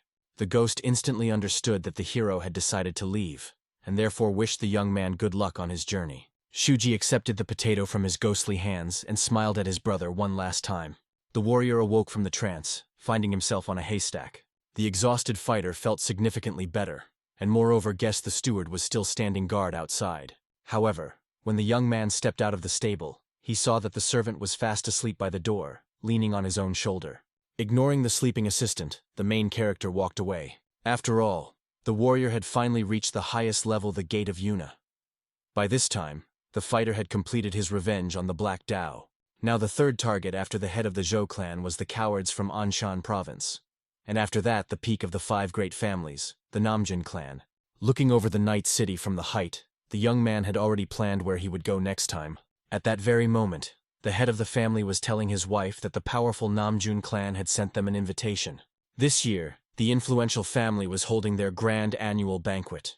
The wife was surprised. Why did the noble clan invite the orthodox sects, especially their insignificant family? Ko Ganan reminded the noble lady that a representative of the Zhou clan from Hen province had gone missing under mysterious circumstances. Therefore, their family would become a worthy replacement for the fallen. The woman understood, although they were not guilty of anything, they would definitely not be welcomed with open arms at the celebration of the powerful of the world. The head of the family knew this well. After all, in Murim only the voice of absolute power is heard. If a person is weak, he has no chance at respect. Such a person will suffer, even if it is outrageously unfair. Moreover, before the Namjun clan, they were just a worthless sect, a small fish. The woman asked her husband not to worry needlessly and shared the latest news. The daughter of the Namjun clan, who had applied to the prestigious academy, was accepted. It was about the legendary blooming sword. Moreover, among the noble ladies, there were rumors that the true purpose of the lavish banquet was to present their precious daughter to high society, to show her to the public, and rightfully boast of such a talented offspring. The head of the family was all for such an arrangement, as it could save him from a whole day of painfully listening to the boasting of that pompous man. However, the old man also understood their own daughter was no worse than the girl from Nam Jun. The girl was equal to her in divine appearance, incredible talent, and noble character. The only thing the young lady lacked was truly influential and competent parents. Therefore, the father was eager to advance his precious child before it became too late. After all, as a parent, he felt inadequate, unable to provide his daughter with everything necessary. At that very moment, the daughter herself burst in without knocking. Apologizing for the sudden intrusion, the young lady decided to show her parents the scroll sent from the renowned Murim Academy. Of course, both parents were overjoyed when they realized their precious daughter's results were so high that the girl easily got admitted to the legendary educational institution. The father immediately exclaimed that he would definitely arrange a grand banquet in honor of such a joyful event. However, the noble maiden decided to discuss the expenses for the education. Naturally, the head of the family immediately declared he would find the necessary funds, even if he had to sell all the pillars in their modest sect. All that was required from the daughter was to focus exclusively on her studies. But at that moment, the girl proudly threw a whole bag of silver ingots at her parents' feet. The young lady asked her father and mother not to worry about anything anymore. The money for her education she had already brought with her. The next day, the noble maiden calmly went to the picturesque lake to rest a little and enjoy nature. Moreover, the girl noticed one oddity after the mysterious Shuji appeared in their estate. Everything began to improve as if by magic. The lady approached the pensive young man to find out where he had been lately. After all, the warrior had disappeared for whole days. Moreover, the noblewoman noticed some changes in the servant's appearance compared to before. However, when the lad did not answer her, the girl got angry and immediately gave the silent one a sharp slap on the head. The enraged lady demanded to know why the insolent servant did not respond when she called him. Of course, the young man made it clear he simply did not want to answer her questions. In fact, the warrior was thinking about how to cause a real uproar in the Nam Jun clan. The main character recalled the story of Ko Aiko from his past life. Back then, the elder of the Namyon clan secretly conspired with the Dark Path sect and concealed a brutal attack on the Tiger Pit sect. At that time, Ko Aiko was furious at the Nam Jun clan for that monstrous crime they committed, hiding behind their power. Nam Jun is truly a powerful clan, famous for its colossal influence throughout the province. Therefore, the noble family had the sacred right to intervene in affairs between sects and clans. However, even within the Nam Jun clan, there were rotten factions. These scoundrels turned a blind eye to what was happening in the smaller sects, and in return took generous bribes. Their names had long been on the hit list compiled by Ko Aiko. One of these traitors was even the very one who treacherously stabbed the hero in the back in his past life. At that moment, the girl, thinking about something of her own, suggested that Shuji go with her to the academy. After all, she was accepted into this legendary institution. In a past life, Ko Aiko said that he was also accepted into the academy.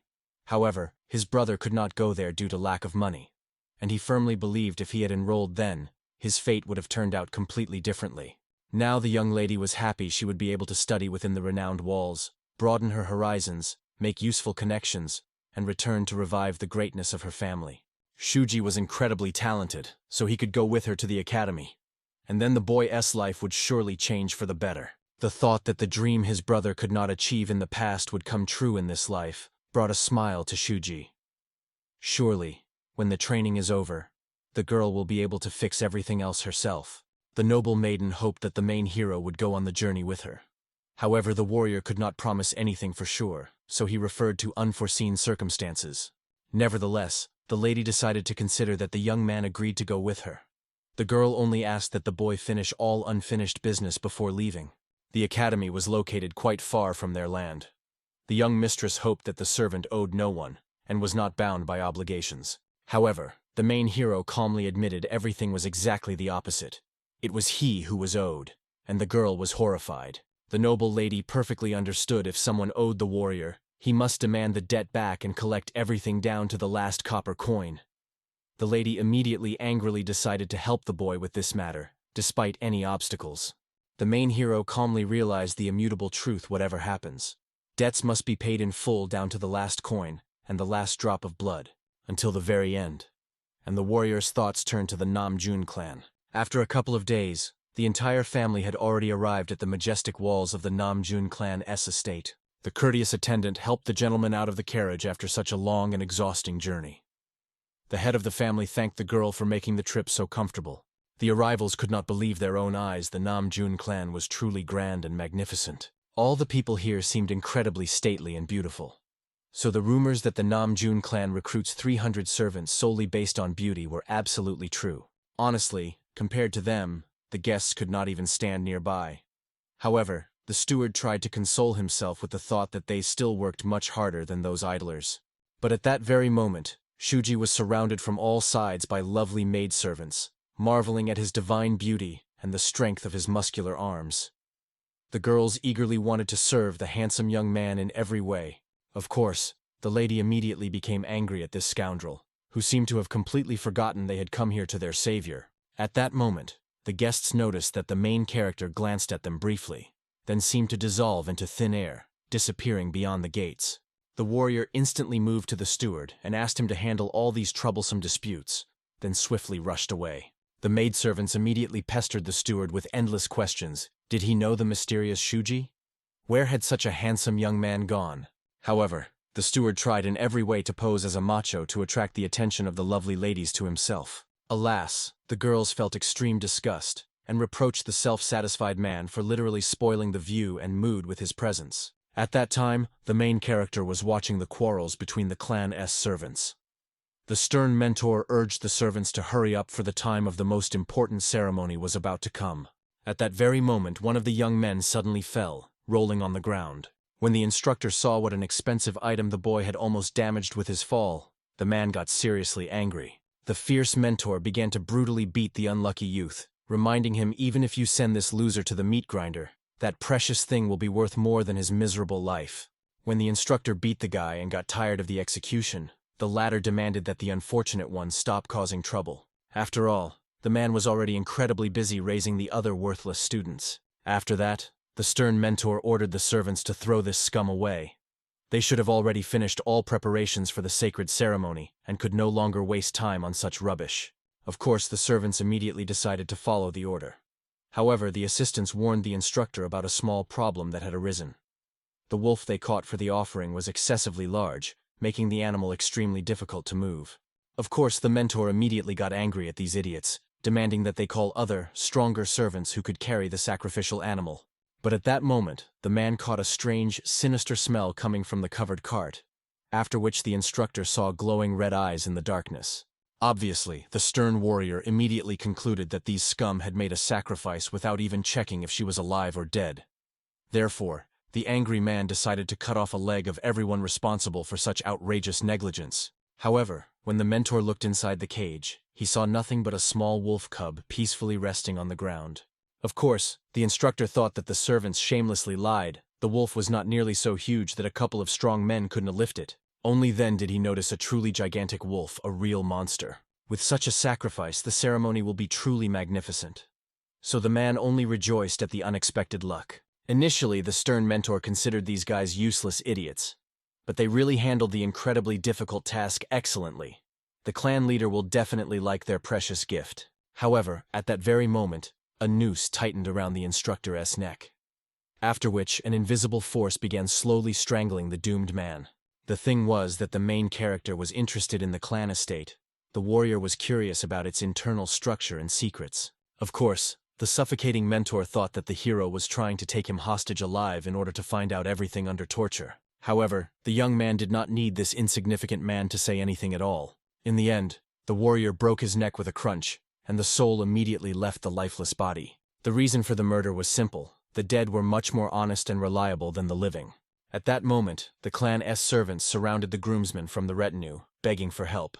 Even though the arrivals were not full members of the Nam Jun clan, the assistants promised to feed them generously for just one small favor. All that was required of the guests was to carry the wolf into the main hall for the ceremony. The comrades also hurried their younger friend so that he would quickly approach the cart before they encountered unforeseen problems again. Immediately after that, they hung the massive beast on metal chains to carry it with them to the ceremony. The manager demanded that these clan servants keep their word and definitely feed them as promised. Moreover, the arrivals were surprised that this wolf was incredibly heavy. The stableman even thought that perhaps the predator was somehow already pregnant. Soon, a luxurious feast began. Everyone was celebrating and having fun while the clan leader watched the festivities from above on his elevated throne. However, very soon the King of Swords, the former clan leader, grew tired of this empty entertainment.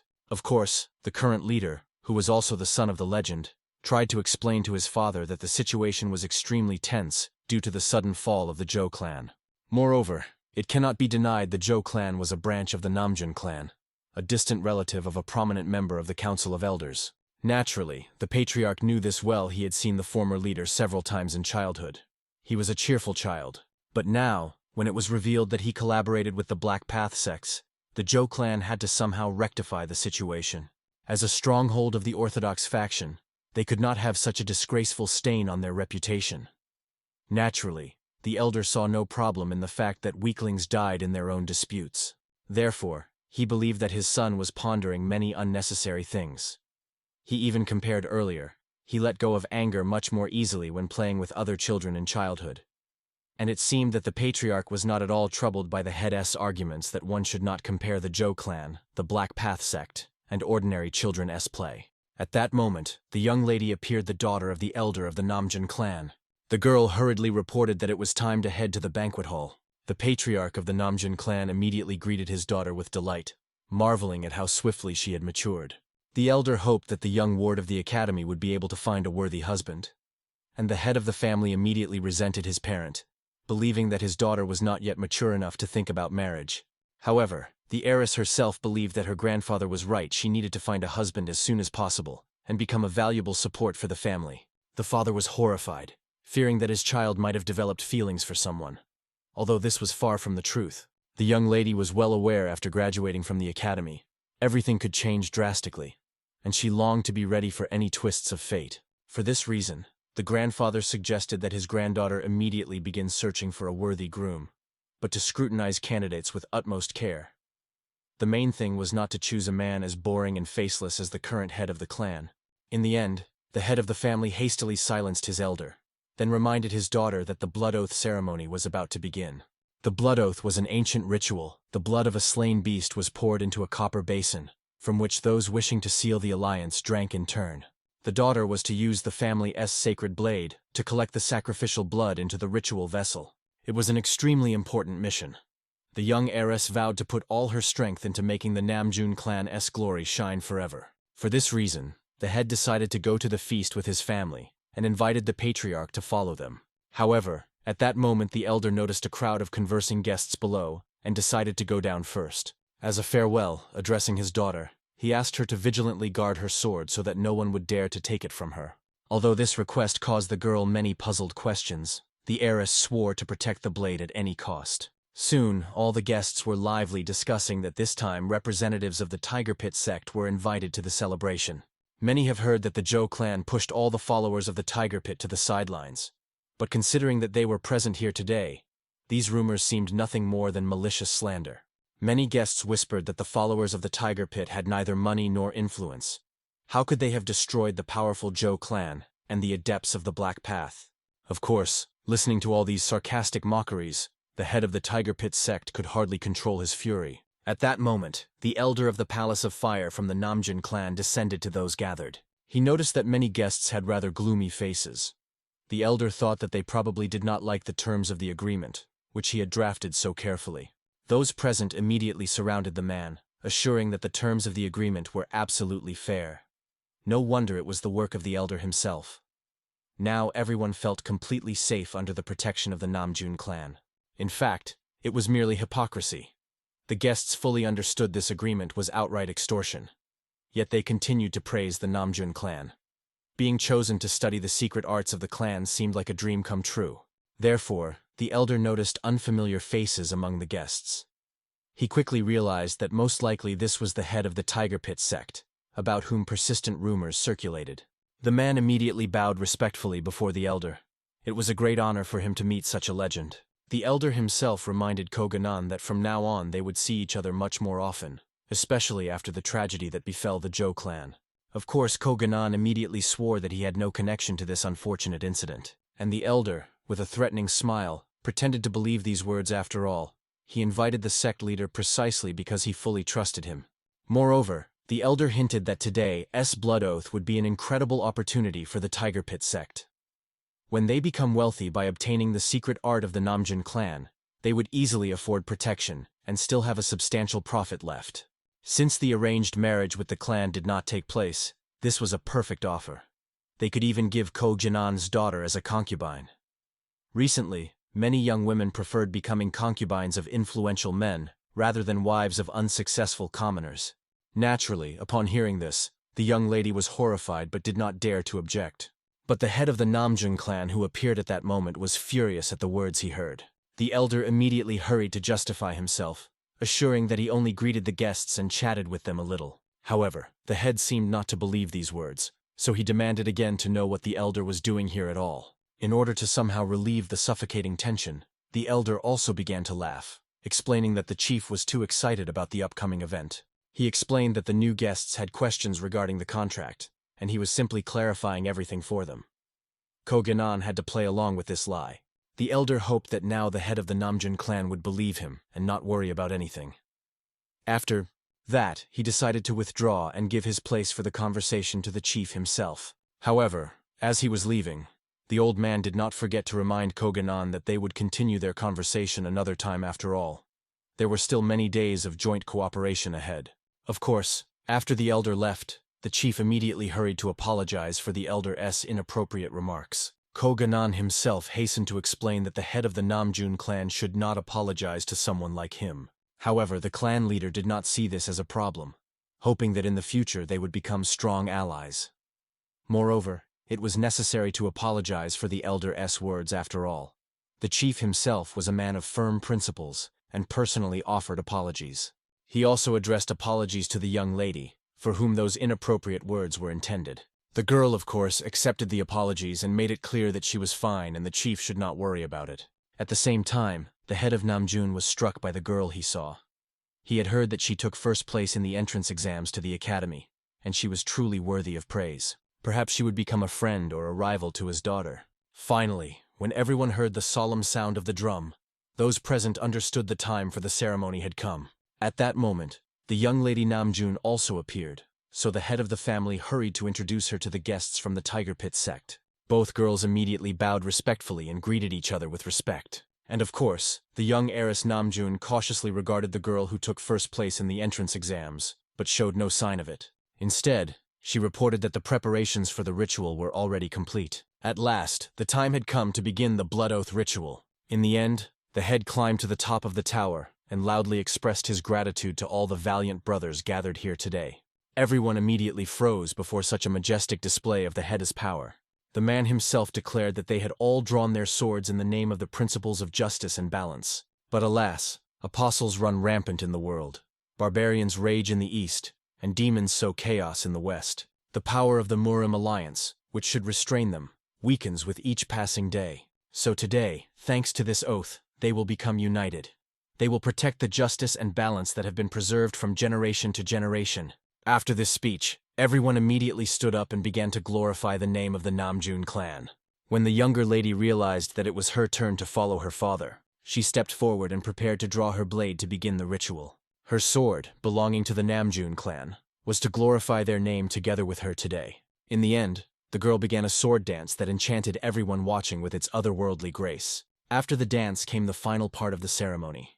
She had to put her entire essence into the tip of this blade. It was the technique of the incomparable sword of the boundless heaven's heavenly dance of the single line. However, just as the girl intended to pierce the wolf's body, a human hand suddenly burst out from the beast's belly. At that moment, the unknown person reached straight for the blade in her hands. Then the heiress remembered her father's command today. She must not let anyone take her sword. However, the girl was so unprepared for the trick that she did not notice when she was grabbed. She did not understand what had happened at all. How did a person break out from inside the wolf's belly? However, the carcass was the real thing. But most of all, the young lady was worried about the sacred sword. At that moment, the stranger pressed the blade to her neck, warning if she resisted, he would first press on her pressure points and then cut off her ear. At that moment, everyone noticed that something resembling a person crawled out of the wolf. However, many tried to reassure themselves that it was just the entrails. But the father definitely felt that his daughter's energy had dissipated, something had happened upstairs. And then the scabbard of the sacred sword flew from her hands onto the steps. At that moment, the stranger spoke, addressing the degenerates from the Nam Jun clan. Those present, seeing that the man was holding the young lady by the neck, immediately demanded that he release the heiress at once. However, the hero had two demands, the first of which he wanted to voice when he was interrupted by the head of the family. The clan leader believed that the young man should first release his daughter before stating his demands. However, the patriarch silenced his son in time, believing that even though he had inherited the position of head of the family, he still could not rid himself of his frivolity. If the stranger wanted to kill the girl, he would have done it immediately. But he wanted something else, so he was still holding her hostage. Of course, Shuji also noticed that the elder was far from stupid, and the elder even thanked the young man for the compliment. In the end, the hero warned if anyone else tries to interfere with him, the first thing he will do is cut off this girl's head. After that, he reminded that he had two demands. First, today's blood oath is annulled, for it was unjust. How could the Nam Jun clan, known as the great pillar of the righteous faction, make such a low and unfair deal? This is why the great cause cannot stand. Second, the one who made this contract must be executed. If they bring this person to the altar, he will release the girl without a single scratch. The boss agreed to reconsider the contract, but still could not accept the demand for murder after all. It was unacceptable. However, the hero felt that before talking about unacceptability, it was necessary to first listen to the opinion of the crowd. At that moment, the elder himself was cursing the bastard fiercely, believing that the Nam Jun clan would never succumb to his bloody sweet words. However, the young man explained to the old man, if he climbs up here voluntarily, he will let the girl go unharmed. The old man was not going to agree to such a hostage exchange. He could not allow the hero to seal his martial arts. However, the hero was only surprised by his words, for he did not intend to seal anything. He could have just beaten the man to death. That is why he ordered him to stop talking nonsense and come up here immediately. Of course, the elder immediately decided to climb the steps and save the girl after such audacity. The crowd was whispering they couldn't believe that he would really go up there. Although they understood when the life of the niece was at stake, this was the best option. The leader did not know what to do because he could not fall for such dirty tricks. But if this continued, his daughter could suffer. In the end, as if nothing had happened, he allowed the elder to go up and take his daughter. The old man did not expect the leader to give up so easily. Apparently he had no plan, so he brought trouble upon himself. The rest of the crowd was amazed by the elder, who rushed after the niece without hesitation. They even felt sorry for the person who would meet him in battle. It was obvious that no one understood the true fear before the power of this man. The former leader urged the old man, demanding that he hurry up and go up.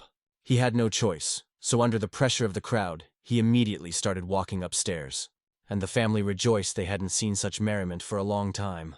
The old man did not know what to do or how to deal with the scoundrel who dared to mock him like that. When he went up, he immediately realized although the boy was hiding his face, he was very young.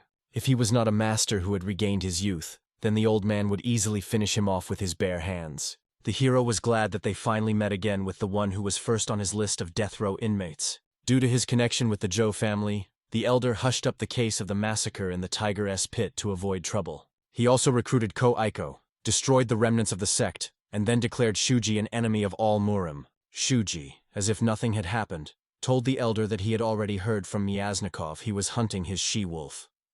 He did not understand why they brought another cub after killing its mother. Of course, the elder had no idea why the boy was talking nonsense. However, he explained they killed the cub so that it would not grow up and start seeking revenge. From this answer, the hero understood the elder's cruelty had not changed in this life or the previous one. He did not want to breathe the same air as such a person. He raised the sacred sword above the wolf's head. apologizing for what he was about to do. However, he promised that in return he would definitely send this one-eyed elder to hell. After that, he also released the girl, who did not understand how someone like the hero dared to do such a thing in the very heart of Nam Jun's domain. She threatened that he would not escape. However, the hero explained that he would have no problems with that. Then he forcibly kissed her and pushed the girl away. Along with this, he introduced a bit of his blood poison into her body, causing her head to immediately tilt back. The head of the family panicked, believing that Shuji had violated their previous agreements. However, he hastened to explain he did not break his word. He did not wound the girl, he simply gave her poison. After which he immediately threw her off the tower. At the last moment, the leader still managed to catch his daughter and lower her carefully. Then he felt that her internal energy was dissipating. It was poison that affected the internal energy. The old man knew nothing about such poison, so he did not know who Shuji was, and all he could do was helplessly call for a healer. He ordered the other fighters to immediately seize this scoundrel. However, at that moment the hero showed everyone a bottle of antidote, warning if anyone steps onto the altar, he will smash this vial. This also applied to the old man in case he tried to escape, and of course, everyone understood this was a very cruel exchange. The hero, as if nothing had happened, took a spear straight from the corpse of the she-wolf from his belt. Recognizing this item, the elder immediately decided to find out what the hero's connection was with the demon collecting money from the unorthodox alliance. However, Shuji was not going to report. Instead, he immediately attacked even without warning. After just one attack, the old man realized the power the youth possessed was immense. The entire floor was destroyed with a single strike. Now he finally understood it was the young man who had wiped out the Zhou clan and all the adepts of the Dark Path. He intended to kill the young man. However, in the end, he himself was impaled by his spear. Immediately after that, the hero moved behind him, wielding his hammer. Of course, the elder considered him nothing more than a despicable rat who could only aim at guests. Because of his malice, he did not notice the iron spikes scattered on the ground. When he screamed in pain, Shuji, as if nothing had happened, reminded the man that he needed to obtain the antidote in his hands. However, the old man was more concerned not with the antidote, but with the fact that the hero resorted to such a pathetic trick instead of an honest fight. However, the hero absolutely did not care about his honesty. That was the whole reason.